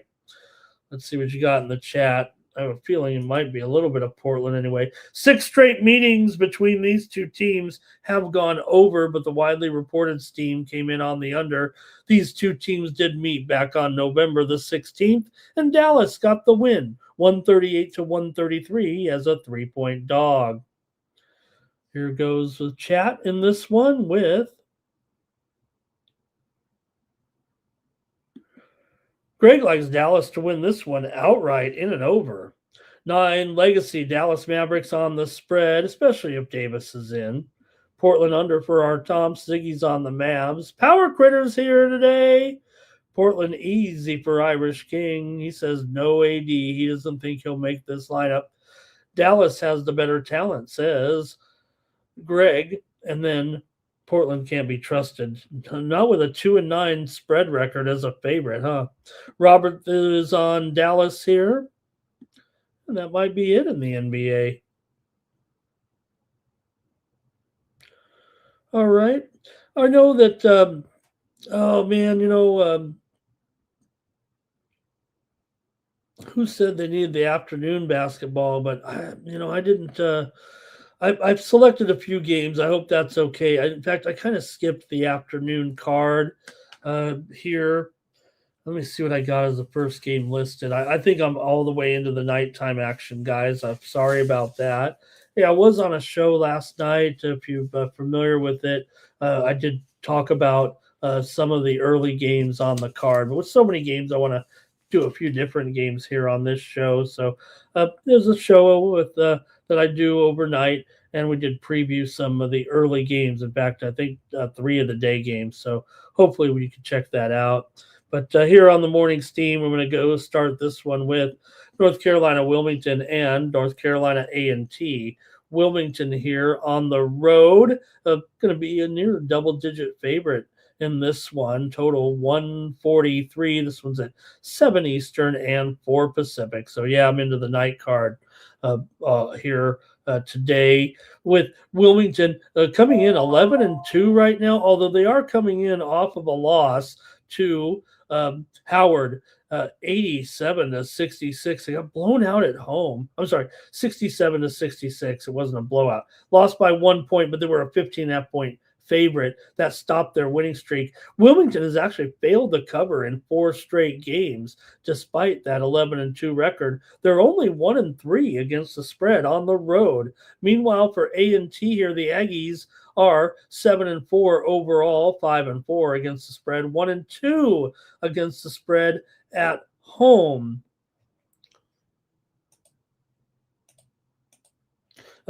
Right now, let me see here. The spread is up to, it's 10.5 right now and 143.5. So a little bit of a move here on Wilmington in their matchup today here with A&T. So look, A&T's got a pretty good record, but Wilmington's been kind of on a roll. They just don't seem to cover all the games right now. You got A&T here going 3-6 to the under here so far, but Wilmington is 4-0 to the over on the road. Man, this one's perplexing. I probably shouldn't have picked this one. You guys can comment, though, in the chat on these games. I hope these games are all right today. Really, like I said, there's a few more. I don't even know if they're marquee matchups, but I picked a few games down here in a little bit that you'll see. Let's go to the chat, though, in this one and see what you like with Wilmington and A&T.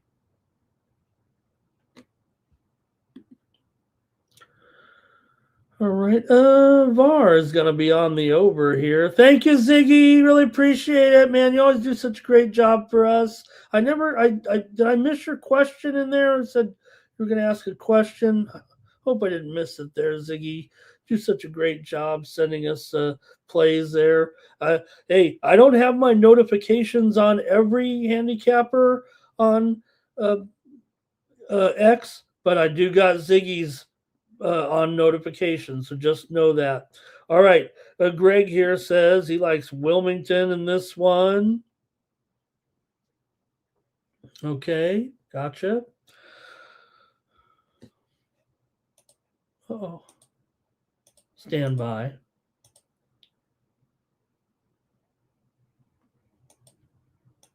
Okay, I'm ready to make my call here in this one between Wilmington and North Carolina A&T. I've got the under here in this one at 143.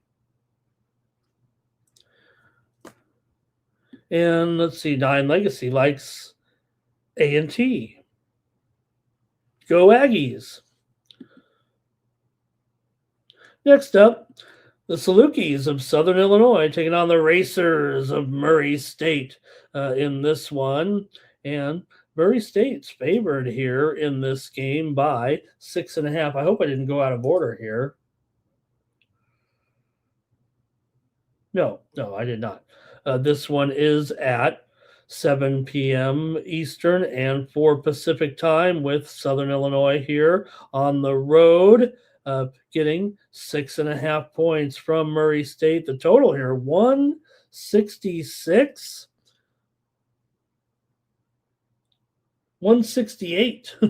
168.5. Man, are they playing IU Indy? Let's update the total here in this one. Boy, that is a high total. All right, let's see what we got here with these two, with Southern Illinois on the road here, taking on the Racers. For Southern Illinois, they come in with a 6-7 record right now. Losers up 3 straight. Murray is red hot. Murray gives the winning streak right now coming in. They're 10-3 overall. Wins over Valpo, 85-79 on the road. They covered. They beat Drake at home by 9, covered 7.5. Beat Akron on the road, 115-100. No wonder we're seeing such high scores. That wasn't even overtime that Murray won that game. They did fail to cover against Bellarmine in a 13-point win, won by 16.5. Moorhead, they beat Moorhead by 32 as a 17.5-point favorite. So Murray here, 6-2 against the spread as a home favorite. SIU's just 3-4 against the spread as an underdog. Murray's gone over in 9 of 13 games so far this season, and Southern Illinois has gone over in 4 of 6 games on the road so far this season. So let me hear from you in the chat with this matchup today with Southern Illinois taking on Murray State. Let's go to the chat. These two teams have not met this season, of course, but they did meet in their conference games last year. Murray State won and covered them both, including the matchup at home, just 62-60, but they were a 1.5-point favorite in that one.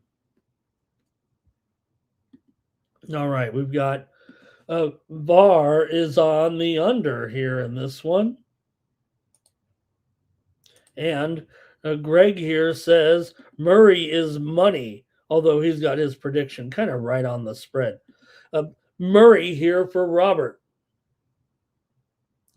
And Gooey says, got to do the work on these basketball. Maybe I do too, after seeing this total go up, because it probably feels like it's gone a little bit too far here at this point. I mean, I know it seems like a solid play, but I'm going to go under in this one with Southern Illinois and Murray State. I get it. I mean, that's how Murray State's been going here right now, and they're still just 5-3 to the over at home. I mean, they're still going over by a wide margin, but Southern Illinois so far, they've gone under here in 7 of their last 10 games overall. And I know Murray is a far better team here at this point. Southern Illinois with this losing streak right now. They lost to Richmond by 9 as a 4.5-point dog. Lost to Illinois State by 7 as a short favorite at home. And they lost to Bradley, although they did cover that one on the road, getting 6 points. All right. And let's see what we got here. Murray State might take him to the woodshed, says Craig. All right, nobody's too interested in that one. I got an interesting one next up for sure. Look at this. Look, I know it's 22, but you got to take a long look at this game, don't you? Come on. Michigan is destroying everybody. I know that. But, you're talking about Murray, a McNeese State team here, right? I mean, heck, you think about this team, this has been the kind of the darlings here over the last couple of seasons, right? I mean, everyone loves this Murray State program. Now they're getting 22. Let me see if it's changed here right now. It's 23 and 161. We know McNeese is a good team, man. I mean, it's just that Michigan's off the charts and everything, but it's just an interesting matchup to bring McNeese in here. Obviously, a pretty good program. Among these teams, right, you got to think that McNeese is off to going to have a pretty good season. They're 10-2 right now. They've won 4 straight here once again. Yes, Michigan is 11-0. They're ranked number 2 in the country, but again, McNeese, such an interesting team this season. They did just beat Houston Christian 78-68 there as a big favorite. They didn't cover. They beat up on East Texas A&M by 36 points and covered 20. They beat Rhode Island on the road by 2 points as a short favorite. Covered that one, by the way. Beat Northwestern State by 38 as a 19.5 point favorite. They did get upset by Incarnate Word. McNeese is 7-3 ATS, but just 2-3 ATS on the road. Michigan 5-2 against the spread, but just 5-2 against the spread at home. 5-4 against the spread as a favorite. McNeese is 1-4 to the under on the road here. I just think so interesting. McNeese did take the steam, but it did go up to 23 here in this one. So I just think it's a very interesting game. McNeese is a very, very good team for their level of competition here. And I know they're pressing the over in this one, but let's see if McNeese can get their averages. I know I'm talking them up here a little bit, but Michigan just beat LaSalle at home by 52 points as a 40.5 point favorite. They did not cover against Maryland in a conference game. Won by 18, didn't cover 19.5. Beat Villanova at home by 28, laying 17.5. Beat Rutgers at home in a conference game by 41, laying 25.5. And of course, they beat Gonzaga. They're destroying everybody. So can McNeese hang here today against Michigan?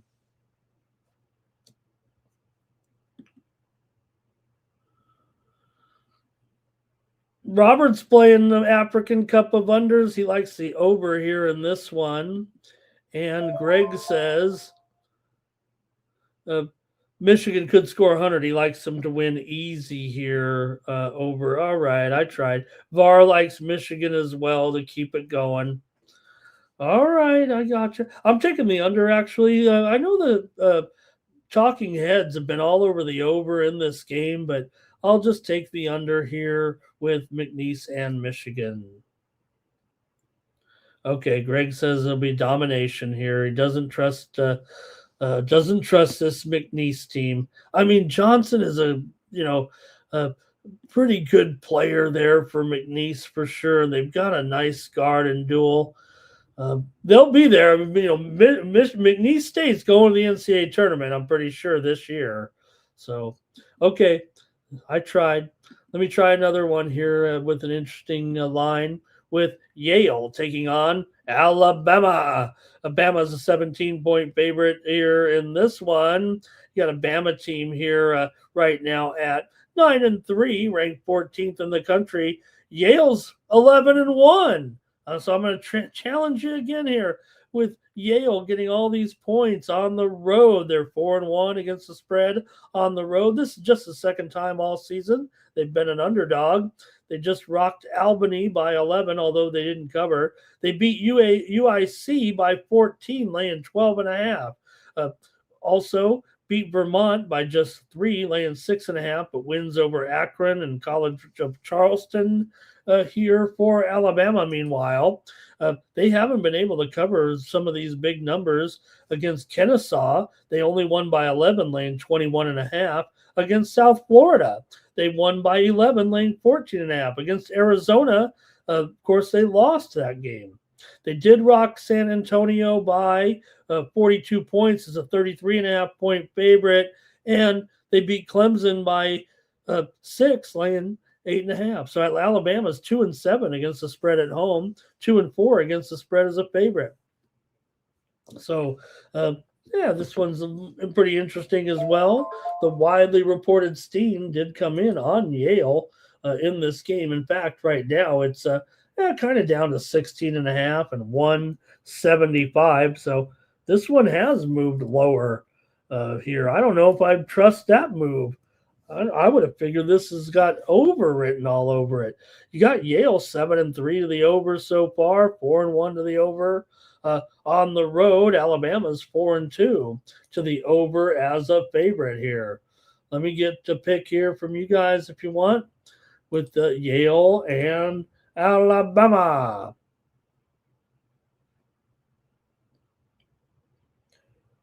All right, I'll go to the chat in this one, and let's see what we got. Greg says Alabama by 15, so that would be Yale, I guess, right? And 9 Legacies on Yale as well here. So am I. I got to take Yale in this one. Give me Yale plus the points against Alabama here on Monday. Illinois State is taking on Drake. Conference action here with Illinois State on the road. Favored in this one by 2.5. The total here in this one is at 148.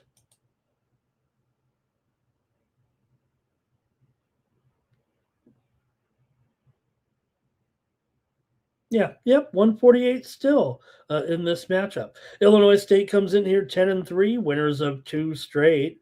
They knocked off Indiana State by 20, covered 13.5. They beat SIU by 7. They were getting 1.5 on the road. They also covered at Utah State, and they rocked Chicago State. So 4 straight covers. They're 6-2 against the spread as a favorite. Drake is just 2-5 against the spread at home so far this season.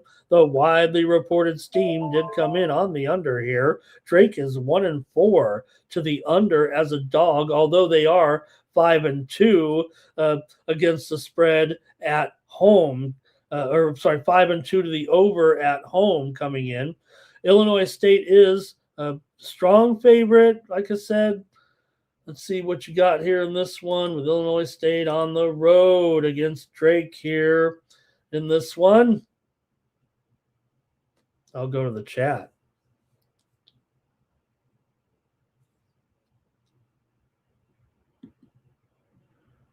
This one's moved higher, man, from open as low as 145.5.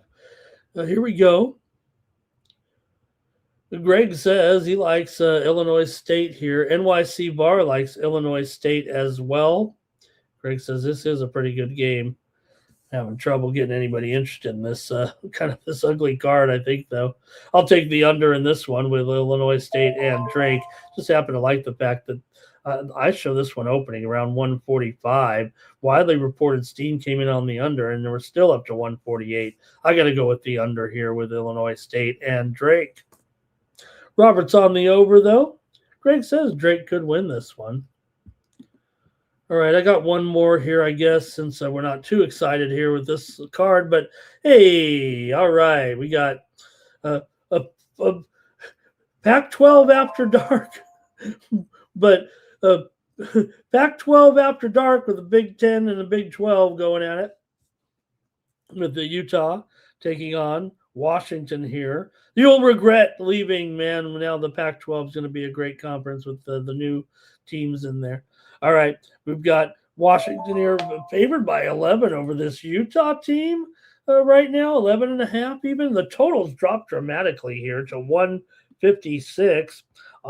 The widely reported steam did come in on the over here, but this one's been falling, man. 156. why is it falling with these two teams? I don't know. Um, I mean, you got Utah here 10-2 to the over so far this season. They're out of their minds. They just beat Eastern Washington 101-77, covered 11.5. They lost at home to Mississippi State, but they scored 91 against Cal Baptist in a home cover. They lost to Cal on the road as a 7.5-point dog, got the money. They also got the money at Ole Miss. They're getting 10.5. For Washington, meanwhile, they are 5-2 against the spread at home. They just rocked USD 86-56 as an 18.5-point favorite. They lost that game at the Climate Pledge Arena to Seattle, remember, in an upset, 70-66, losing by 7. They won and covered against Southern Utah. They won and covered at SC. They did fail to cover. They lost 82-80 to UCLA, but got the money. Utah just 4-8 against the spread so far this season, but 2-1 against the spread on the road. Washington 7-5 against the spread, but 5-2 at home. I got to go over in this one. I'm not sure what the sharps are thinking or why the totals move down here. I think this is a high-scoring game. I've got to go with the over in this one. All right, and here's Greg.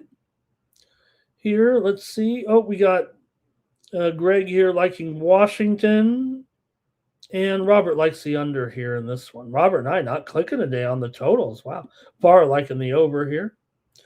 And that's it. That's the last game. That's 11 Eastern and 8 Pacific time. So that's what I got going here in there. And man, I feel bad for that Bar's asking about the early games, and I really skipped over them a little bit here. But I will say this, maybe I can just give out one to VAR here. Look, I'm still taking Penn State now, minus 25. I know it's up to 25 here, but I am going to take Penn State to rock North Carolina Central. A little bit hesitant to do it on the show here, and don't want to lead anybody astray because it was open 21, but I think Penn State can rock North Carolina Central at home, and I'm going to lay 25 points. So I'll give one there to VAR. Maybe, like I said, VAR, don't forget your subscription there. Okay, that's it for college. Let's go to the hockey, big card. So got hopefully getting done in 20 minutes or so. Get out of here, bottom of the hour. All right.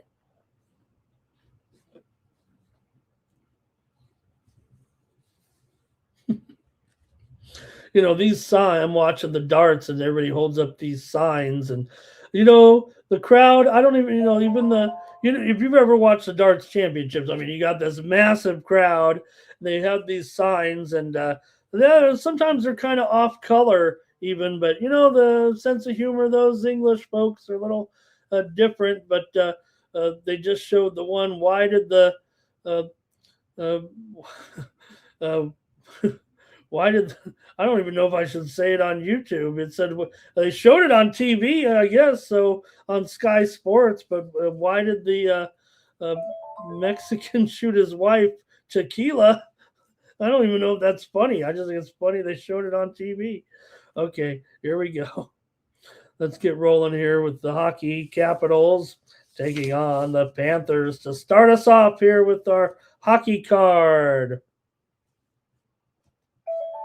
on Monday night, and it is a big one. We're going to be loading up here with 11 games on the ice. I better get ready here. All right, looks like Thompson and Bobrovsky. I'm going to fire up the goalie computer here, make sure we don't miss anything.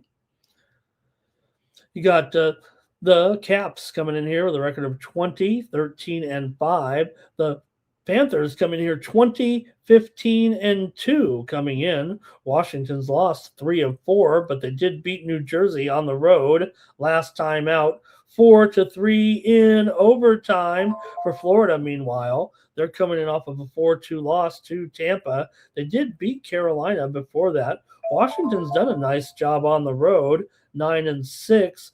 this season. They're just 5-8, however, as a dog. Panthers here $1.30 right now. We do have some of the goalie information here. In this one, Bobrovsky will be in net here, as Bobrovsky was hot. He finally lost last time out when he allowed 3 goals in the 4-2 loss to Tampa, but still 2.79 goals against, 16-9 and 1 record with an 88.5% save percentage. So, Panthers looking pretty decent here, starting to get some traction a little bit, have a winning record now, obviously, coming in. And this total, though, at 5.5, I don't think it's anything too special here. I'm actually going to go over in this one with Florida and the Capitals here tonight. You got a Florida team that is 21-16 to the over, 16-12 to the over as a favorite here. And I'm going to go ahead and go over in this one at 5.5, over at -120, maybe even 125. I am seeing some 6-unders out there, but you can grade me here. I think I'm going to need it 5.5. So give me the over here in this one. These two teams did meet already this season here in Sunrise, and it was 6-3. Florida got the win at home. All right. Greg, Greg, I thought you have one, Greg. Greg, you deserve a subscription, of course. Greg, you go to there and put in the promo code winner. I mean, you're a winner. I saw you win, so I thought you had the subscription already. Use the promo code winner, Greg. You'll get a month in there for sure. All right. Nine Legacy liked the joke. I just don't know if you could show a sign like that on TV in the United States. The net, they wouldn't allow it. Maybe they would now. Okay, 3-2 Panthers for Greg. Robert's on the under here. Barr likes the Caps on the puck line. And Greg, Greg, I'm the one that sees all of them. So don't everybody over there go put in the code winner. Your code, everyone else's code is Xmas. Get 1 week for free over at winnable.com by using the promo code Xmas. That's my gift to you. Hopefully it's a gift. But Greg, you use the promo code winner, you get a month. All right. And you keep, I can't believe you haven't won. I thought you won. Maybe you checked out early and didn't see it. Okay, give me the over, though, in this one. Let's go next up. Rangers taking on the Hurricanes here. You got the Hurricanes snapping a 3-game losing streak. Last time out with a win over Detroit at home, 5-2. Carolina 12-6 at home, 22-11. As a favorite, they've been favored in pretty much every game this season. But again, this is the Rangers on the road where they're 14-7 so far this year. This line is actually down to about $1.75 at some books. It is $1.85 at DraftKings. Total 5.5 over 20 here. We know the Rangers are a pretty hardcore under so far this season, probably at about 65% under here. They're also 7-10 to the under as a dog. Carolina slightly trends over, especially at home, where they're 12-7 to the over here so far this season. But this one is at 5.5 here right now. Pretty much everywhere, yeah.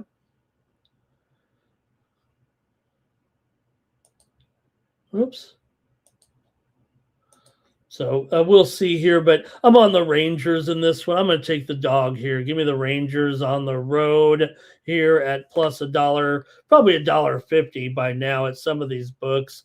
I don't have DraftKings here in Vegas, so I'm going to take the Rangers again. Rangers have been a great road team, 14-7. Yes, Carolina is good. I think the line might be a little bit too high. The Rangers puck line is a little bit steep at $1.70, so I'll take plus $1.50 here and go with the Rangers here today on the road. Give me the Rangers. All right. Greg's on the Rangers. He said the Canes are shaking. Art Thompson's on the Rangers. Robert's on the Rangers. Going to keep trying the Rangers on the road right now, where they've been so terrific. They actually have lost 2 of their last 3 on the road. Lost at Nashville, lost at the Islanders, but and again they had a much better road record. They've actually given some back here of late, but the Rangers did win here already this season 4-2 back in November. Nine Legacy has some plays here. Florida money line and Rangers money line. Thank you, Nine Legacy. Blue Jackets are on the road taking on the Senators here. Look at the Senators at 220.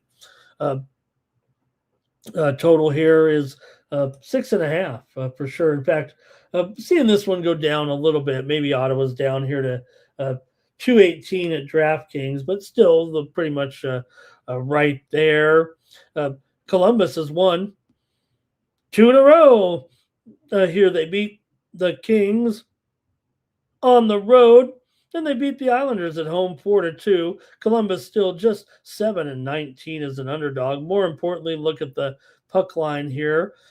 Ottawa 8-19 as a puck line favorite. Columbus, meanwhile, 17-9 as a puck line dog coming in. But man, Ottawa's playing so well here right now. But I know they lost to Buffalo, but Buffalo's red hot. They did get blasted by Toronto on Saturday night, 7-5. The 2 teams have met already once this season. Ottawa did win at Columbus 6-3. So, this matchup to me does seem to favor Ottawa here. In this one, and man, that 6.5 does stand out like it probably should be an over. You got Ottawa here 25-15 to the over this season. Columbus is also a slightly over team as well. It's just a kind of a pretty high number, but go ahead and give me the over in this one at 6.5 here on the show. I'm going over with Columbus and Ottawa. We just had some steam come in, and we got to go to it right away. It's in the NFL again, and it is on the Seahawks. The Seahawks are a favorite now over the Niners. We were talking about it here before the show that the Niners were a 1-point favorite at some spots, but we're showing right now that the Seahawks are the favorite in the game over the 49ers here. I'm trying to think if there was anything with the Niners and any injuries there last night. Other than trying to get McCaffrey killed with too many ball touches. But right now we're seeing this one move to Seattle a little bit. Here comes some comments on the Blue Jackets and the Senators game. You got Robert going with the over. Looks like Greg's on the over as well. And Andrew says, your eyes got me dreaming. Here's 9 Legacy, Columbus, and full game over. You got to take the Senators here, says Greg. When you're not sure, the over is the safest bet. Oh, I don't know if I can subscribe to that theory, but I will take the over. So there, Senators on the puck line. I know they lost those 2 games, but Senators were pretty hot before that, and I'd probably favor that play. Let's keep it moving here right now. You got the Oilers on the road taking on the Jets. Oh, man, what has happened to the Jets here all of a sudden? 15-17-4 ATS. Edmonton 19-14-6. They've won 2 of their last 3 here, although they did lose to Calgary on the road last time out. Edmonton just 9-11 on the road. Winnipeg, though, they're an underdog here. They're 1-11 as an underdog so far this season. And it's a slight underdog here at $1.30, 6.5 under 20. Winnipeg is 8-4 to the under as a dog. So they usually lose. They usually get blown out. Will that happen today here with Edmonton taking on Winnipeg tonight? You got Picard in there, looks like, and Hellebuck going as well here for the Jets. I think we have a confirmation on one of these. Also want to say in the Columbus, Ottawa game, Merlanen, we mentioned him in there. He is probable. Both these goalies are confirmed in here. As Ingram was in there for 3 straight games for the Oilers, but after the loss going back to Picard here, he is got a 3.92 goals against, 3-5-2 record, 86% save percentage, but Winnipeg just a dreadful underdog. Hellebuck is just 3-8-1. The Hellebuck here has struggled with Hellebuck since his return. When he was sidelined, they were definitely struggling, but it hasn't looked too good yet. Although in 6 games, 1, 2, and 3, so only 1 win to show so far since he's been back, but a 2.7 goals against since his return here. So, Edmonton on the road. Let's see what you got, and I'll make my call. But total 6.5 here. Yeah, I'm going to just go with Edmonton in this one. Okay, here we go. I think Bar's on the under. Is it this game? All right. Greg says it'll go over. Greg says 4-3. Andrew caught the musical reference in there. Edmonton here. Edmonton -1.5. R. Thompson's on the Oilers. Robert's on the Oilers. I'll take the Oilers. Give me the Oilers here as Winnipeg continues to tumble here a little bit. But Irish King says Picard's no good. Well, hey, I tell you what, that's like I just said too. I mean, when you're dealing here with the Oilers here, you got Ingram now because of Yari being out. So you got Ingram just played 3 games. You got Picard, so it's just been awkward here at this point. All right, let's keep it moving here right now. Next up, here's the Buffalo Sabres, America's team. Oh, they're so hot right now, man. Buffalo. Gosh, we never see Buffalo in my lifetime ever do really anything long term. Oh, I just hope they keep it up here. It's been a good run right now. They're 9-6 as a favorite, but this winning streak going on here for Buffalo. Don't let it end here. Buffalo coming in with a record here right now of 19-14-4. It's a far cry from where they were just a short time ago with this great winning streak going on. They've won 8 in a row, 5 straight on the road. St. Louis and Buffalo have gone over in 10 of the last 12 meetings between the two teams. But so far, I mean, you got St. Louis 7-15 to the under as an underdog here. And we know that St. Louis 17-5 as a puck line dog. But this game is rated nearly a pick'em here despite red hot Buffalo right now. St. Louis, meanwhile, they've been alternating wins and losses. They just beat Nashville at home 3-2. Wasn't a great performance, but they did get it done. Before that, they lost to Tampa on the road, beat Florida on the road, lost to the Rangers at home because, of course, they did. So let's see here with the Luukkonen and Hofer. Let's see if that's indeed the matchup. Hofer is confirmed here. Lyon is, I think it's going to be Luukkonen. Let me see here, though.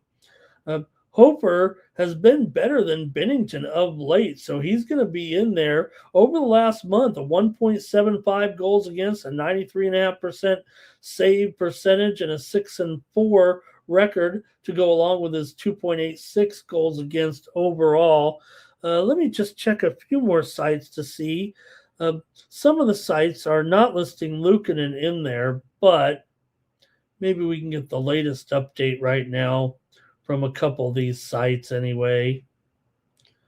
I've been trying to do a better job on these right now, but okay, Lyon is probable here. All right, let me go back to Lyon, I guess.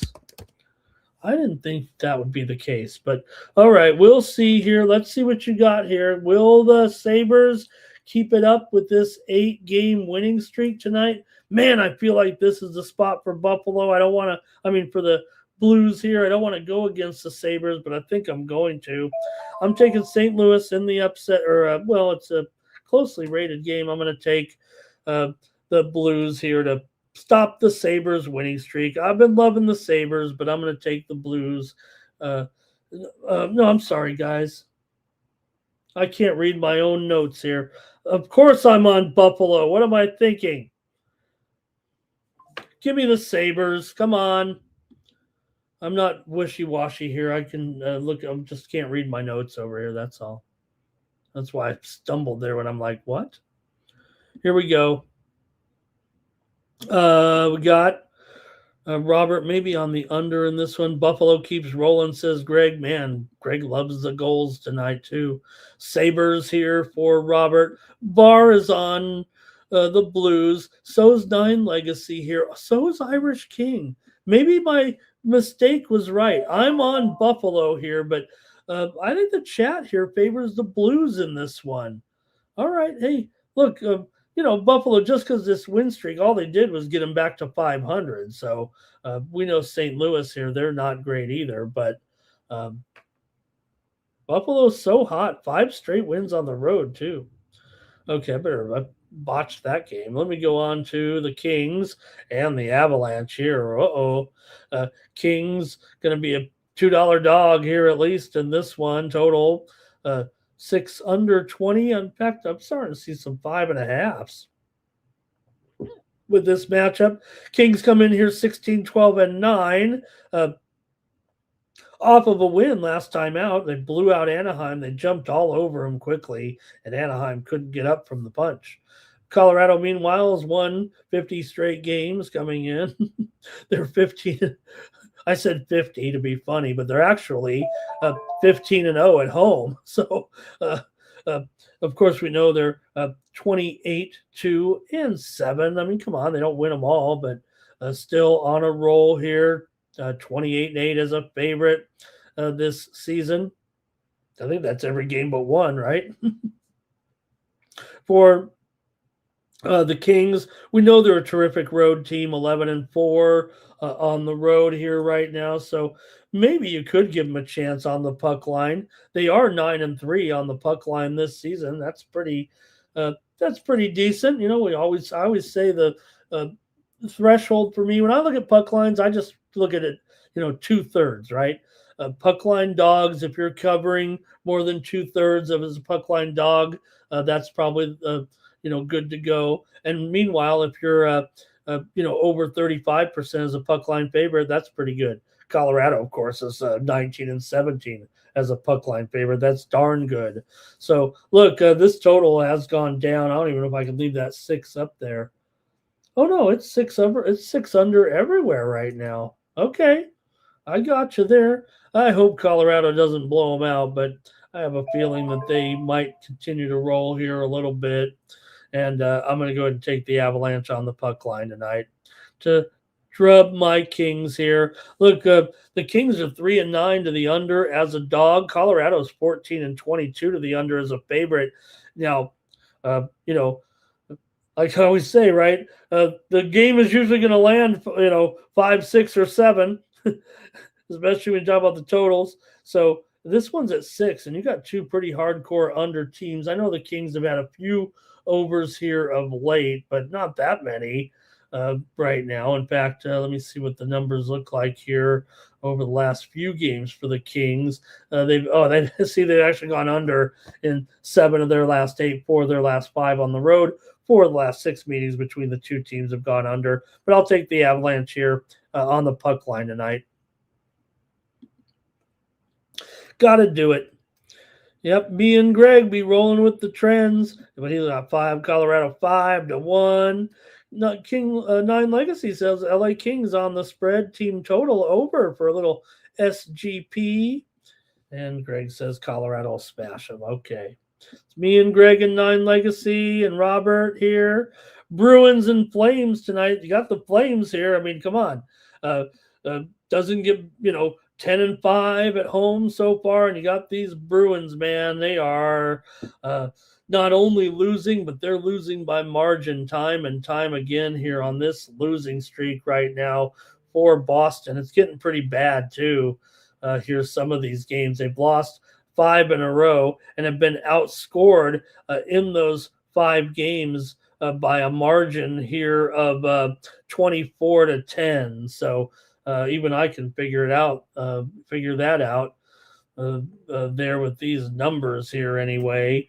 Getting blowed out. Calgary's won 7 of their last 10. They've won 7 of their last 8 at home. 5 of the last 6 meetings between these two teams here in Calgary have gone over, and 10 of the last 15 overall have gone over. And you got a Calgary team that they're an over team so far, 23-15 to the over, although on the road they are a little bit more heavy to the over. Same thing with Boston. They're 18-14 to the over as a dog. And yeah, maybe their home games go a little bit more over, but these two teams are combined 45-32 to the over here. And total here, 6 over at -120. No 6.5s out there. I'm going to take the over in this one with Boston and Calgary. Boston's having some problems right now, aren't they? Will it end here against a Calgary team that we know they haven't been great, but they are 16-18-4, winners of 3 of their last 4, and at home they're clicking for sure. So give me the over though in this one. And we've got here our Tomps on the Flames. Yeah, they've been playing pretty good here so far, says 9 Legacy. Robert's on Calgary, 9 Legacy's on Calgary. Greg's on another over. Greg should take the salami over tonight. He's got a lot of high scores. Here's the Predators on the road. You know, anybody who watches the shows, no, I can't stop betting on the Predators, even if I lost last game in that game against St. Louis. I just keep betting the Predators right now, which isn't great. They're 7-18 as an underdog, but hey, they have won 3 of their last 4 coming in. They beat Toronto. They beat the Rangers. They beat Minnesota. Utah's coming in off a 1-0 loss to Colorado on the road. They also have recent wins over slumping Winnipeg and the Devils here. But, oh, man, I'll probably end up on Nashville again. But 145 here. The line's gone. It's 155 the square books. Total 5.5 over. I think you got to put it 5.5 over for sure right now. Pretty much everywhere. Not many 6s. I don't know if I see any 6s here at any main books at all. But I don't know. I mean, is it really the type of game where it would go under tonight? Yes, you have Nashville here, 10-15 to the under as a dog. Utah, 9-7 to the over at home, 10-13 to the under as a favorite here.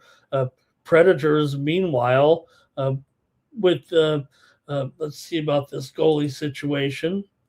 Neither goalie confirmed here. Just the Jazz. Gosh. The Mammoth. Has anybody made a funny joke in the chat yet? I haven't looked. I've got the banners up here. Mammoth. All right. I gotcha. Nashville here does struggle as an underdog, but I just keep betting them. These two teams met back on October 11th. The Mammoth won on the road 3-2 over the Preds. So let's go see what you got in this one. I know I'm going kind of fast, but this is a big card here right now. I'm going under in this one for sure. I'm a little bummed that the totals dropped here to 5.5. I like the under at 6. Would have been a premium, but let me just go ahead and go with it right now in this one with the under here between Nashville and Utah. Hey, hello to Millsy in the chat. Hi, Mills. There he is. He's got Corum. You got to like Corum here to get a TD tonight. There, you know what? You look at it, right? Someone's got to do the ball carrying, and we see what's going to happen with the Rams, right? Maybe Williams gets rested a little more than Corum. I'm not saying Corum's more durable, but obviously the Rams strategy, philosophy tonight is just to stay healthy, but you're still going to play a couple of these starters here for a little bit tonight. And Cora may end up getting the bulk of the load here. Williams, I think, a little more fragile in his health right now. So also Millsy liking McDavid over on his shots. Thanks, Mills. It's great to see you. Doing a great job, and really appreciate you stopping by.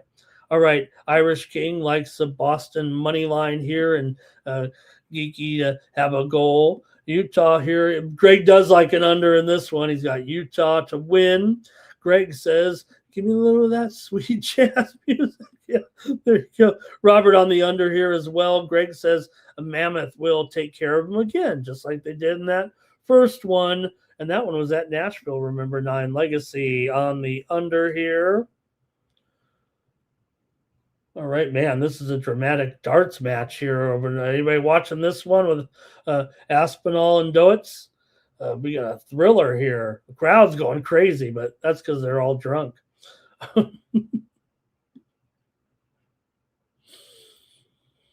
I'd like to go to I might put the darts on my bucket list. I've never been to England though. Never been overseas. I've done it all, but I haven't done that. All right. I think that's it for this one. Let's move on here on the morning steam. I'm already past our time limit. Here we go. Next up, we got the Canucks taking on the Kraken here with Lankinen and Decord going here. I think that's what I'm showing right now. And you've got the Kraken here, just a slight favorite at home right now. In fact, I've got to switch it. I think Vancouver's the $1.15 favorite at minimum.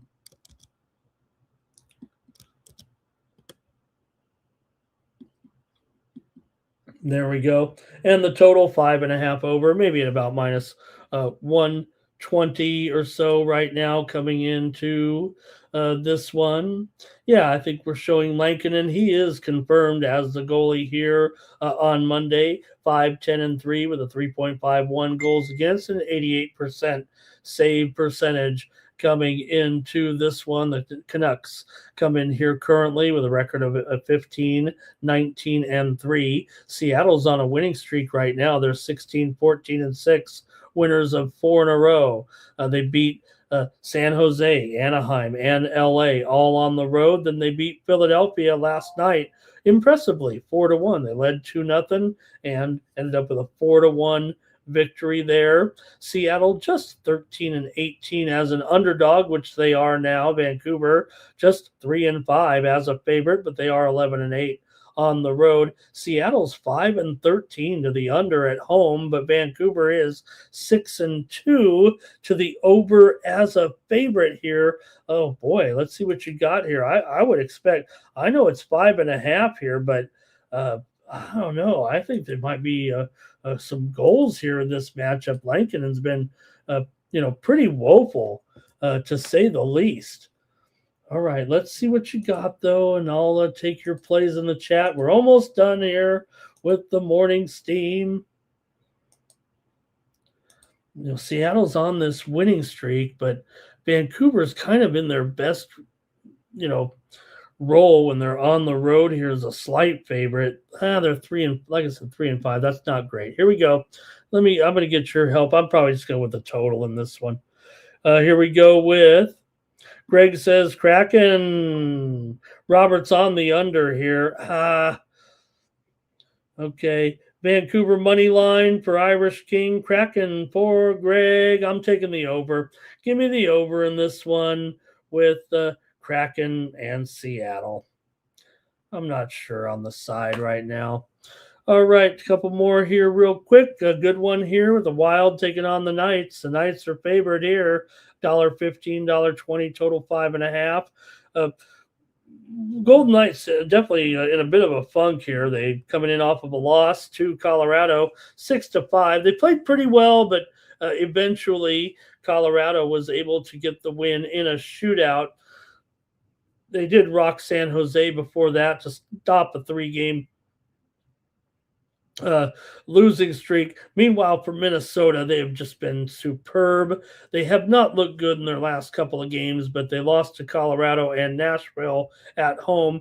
Did go on the road to beat Winnipeg in overtime. Wasn't a great effort, but were able to get it done. They're still 11-7 as a dog this season, 10-6 on the road. Is Minnesota here? The total 6 under 20 here, and I'm showing. Looks like, who is the Golden Knights goaltender? I don't have it up in there, but I think I have it here. I think it's actually, Carter Hart might be the goalie. Let me see here. I'll put Hart in there right now. I believe it is Hart. Nothing's confirmed, but I'm just trying to piece together who I think might be in there anyway.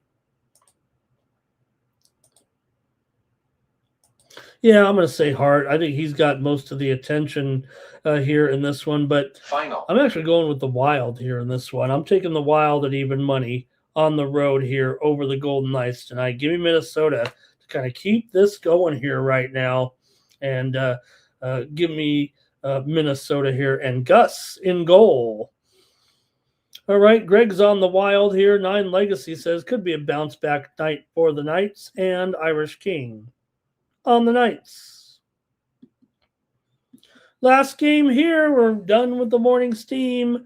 Is San Jose taking on Anaheim. San Jose 18-17-3. Man, they've done a nice job. Yeah, they've lost 3 of their last 4, but they're coming in off of a win over Vancouver on the road 6-3. Meanwhile, the Ducks are probably in the biggest funk of the season for them anyway, having lost 2 straight and haven't looked really that good in their last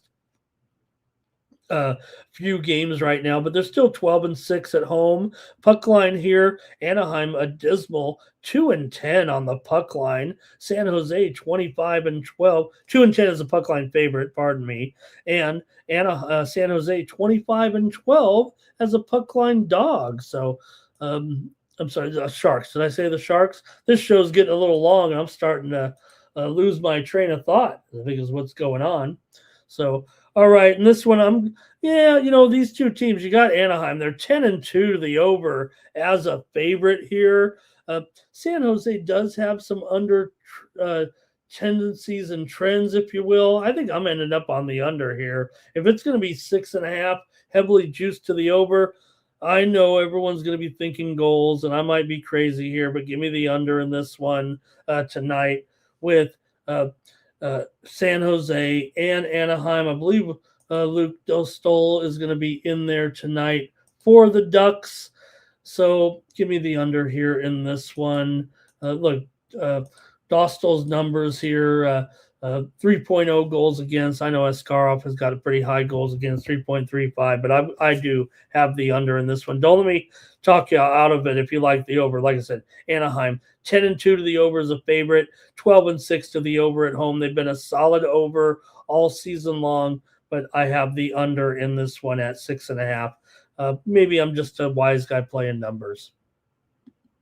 A few comments from the chat in this one, and Art Thompson is on the over. So is Robert. So is Greg. I knew everyone would like the over in this one. Be a little bit contrarian for sure.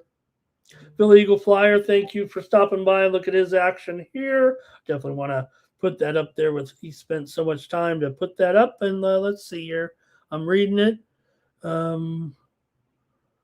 Only on the Avs game, team total over. In regulation, first and third period, Avs team total over. Kings no goal. First period, Avs puck line. I don't know what the first part of that is. Sharks for 9 Legacy. Philly Eagle Flyer. Sharks plus 1.5 and over. It's got an over trifecta there in that one. All right, we're going to run the drawing. Really appreciate everyone joining me here on the morning steam. Remember, go to winnable.com/Ramon and get my premium picks here for just $19.95 a month. Use the promo code STEAM. But until the first of the year here, use the promo code Xmas and get 1 free week of my winnable games here. Check it out over at winnable.com/Ramon. These are my picks here, my sports money premiums. Looks pretty cool when you go over there to winnable.com. You'll see my premium picks page here on the Winnable site. This is kind of what it looks like when you come up to it, so you'll know you're in the right place. And then you scroll down here and choose the package here. Get this weekly package. I'm going to show you how to do it. Get the weekly, hit subscribe. You're not going to be charged for anything. It says here $8 there, right? But when you use the promo code here, Xmas, I'm going to do it right now. I've typed it in there. Okay, Xmas. I hit apply, and that cost goes right away to zero. And you'll get the 1 week to see how it goes here with the program. And then when the plays come in, it comes right to your phone, your device, your computer, and the plays come up right there, and even shows you when we win there, like this one yesterday, Tampa Bay and Montreal over. Had an okay day there. A couple winners in college basketball with, let's see here, Winthrop game under. There was also USD over Pacific yesterday. They won that one outright. NFL, we had a couple winners. We had the Browns in the NFL. We had the Jags there as well, as they got it done. Okay, speaking of NFL, we do have some steam coming in right now in the game between Carolina and the Buccaneers. Wow, the big one. The steam is coming in here on the over. It was 43.5.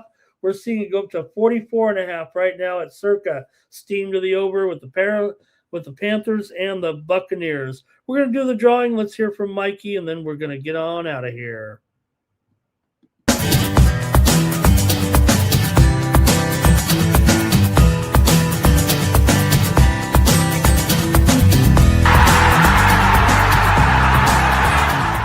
Hey, it's Mikey Money here, letting you know the Sports Money team is live on Winnable. Come check out our best bets. For a low monthly cost, you get the very best bets delivered instantly to your phone by text the moment they're locked in. No delays, no missed lines, just the smartest plays at the best odds. We do the work, you get the plays, and they're sent right to your phone right when we drop them. Don't wait, don't guess, don't miss the line. Join the winning team today and start cashing tickets with Winnable. All right, like I said, everyone gets 1 week if you use the promo code Xmas over there, but someone's going to get 1 month here right now if they win this drawing. And that person used the promo code WINNER. 30 of you are entered in. Here we go. Nine Legacy, Pharma Jake, Nuke Worker, M the Great, Greg Gibson, Gooey, Power Critter, Jimmy Wen, Stand R Tomps. I'll put on another month for R. Tomps. Doesn't need to put, I think R. Tomps is all signed up and ready. So I can add another month, I think, in there. If R. Tomps, if you're on that Xmas, I'll see. I'll make sure I'll do the best I can. If not, you know what to do. But I think you're already in there, all signed up. And thank you so much, R. Tomps, every time for all of your contributions in the chat. I'm so honored that you hang out with us and make picks with all of us and all of you guys as well. But R. Tomps especially. Come on. All right, Robert got us a winner in the African Cup of Unders. I'm seeing that Seattle line continuing to move up to 1.5. They're really hitting it here. Irish King took San Jose and Celebrini. Philly Eagle Flyer here's got the big soccer match. Like I said, we just have really the one big feature there today. Right, or was that yesterday? Roma to win. Oh, Roma to win there. All right. That's going to do it. Thank you for joining me, everybody, here on the Morning Steam Show, and I'll be back tomorrow with more Morning Steam. Mikey Money's got you covered tonight on pre-gaming. Get you ready for the primetime action. We're going to be here tonight. I guess we'll be here tonight, Monday Night Football. Like I said, not a lot to play for. The Rams are kind of stuck, I think, in their position. Like I said, I don't know how hard the Rams are going to go with their personnel and how much of those guys will play. Like I said, I think the Rams' goal is to just get out of there, right, without any injuries to this team right now, because they're going to have to go on the road. Unfortunately, it's kind of backfired them. As good as they've been, they're going to have to take the long road to the Super Bowl if that's where they're going to go. So, all right, everyone, really appreciate it. That's going to do it here on the show. And VAR, you got it, VAR. You do that. You do that, VAR. You deserve it here. And thanks a lot, everybody. Have a great sports betting day. For the Sports Money Network, I'm Ramon Scott. So long. Make money and we make money with sports money every single day. NFL, NHL, NCAA. Stay away from the juice or might play a parlay. It's the morning steal. What? Ramon Scott. Sports money. What? Wake your ass up and let's get to the money. Get to the motherfucker.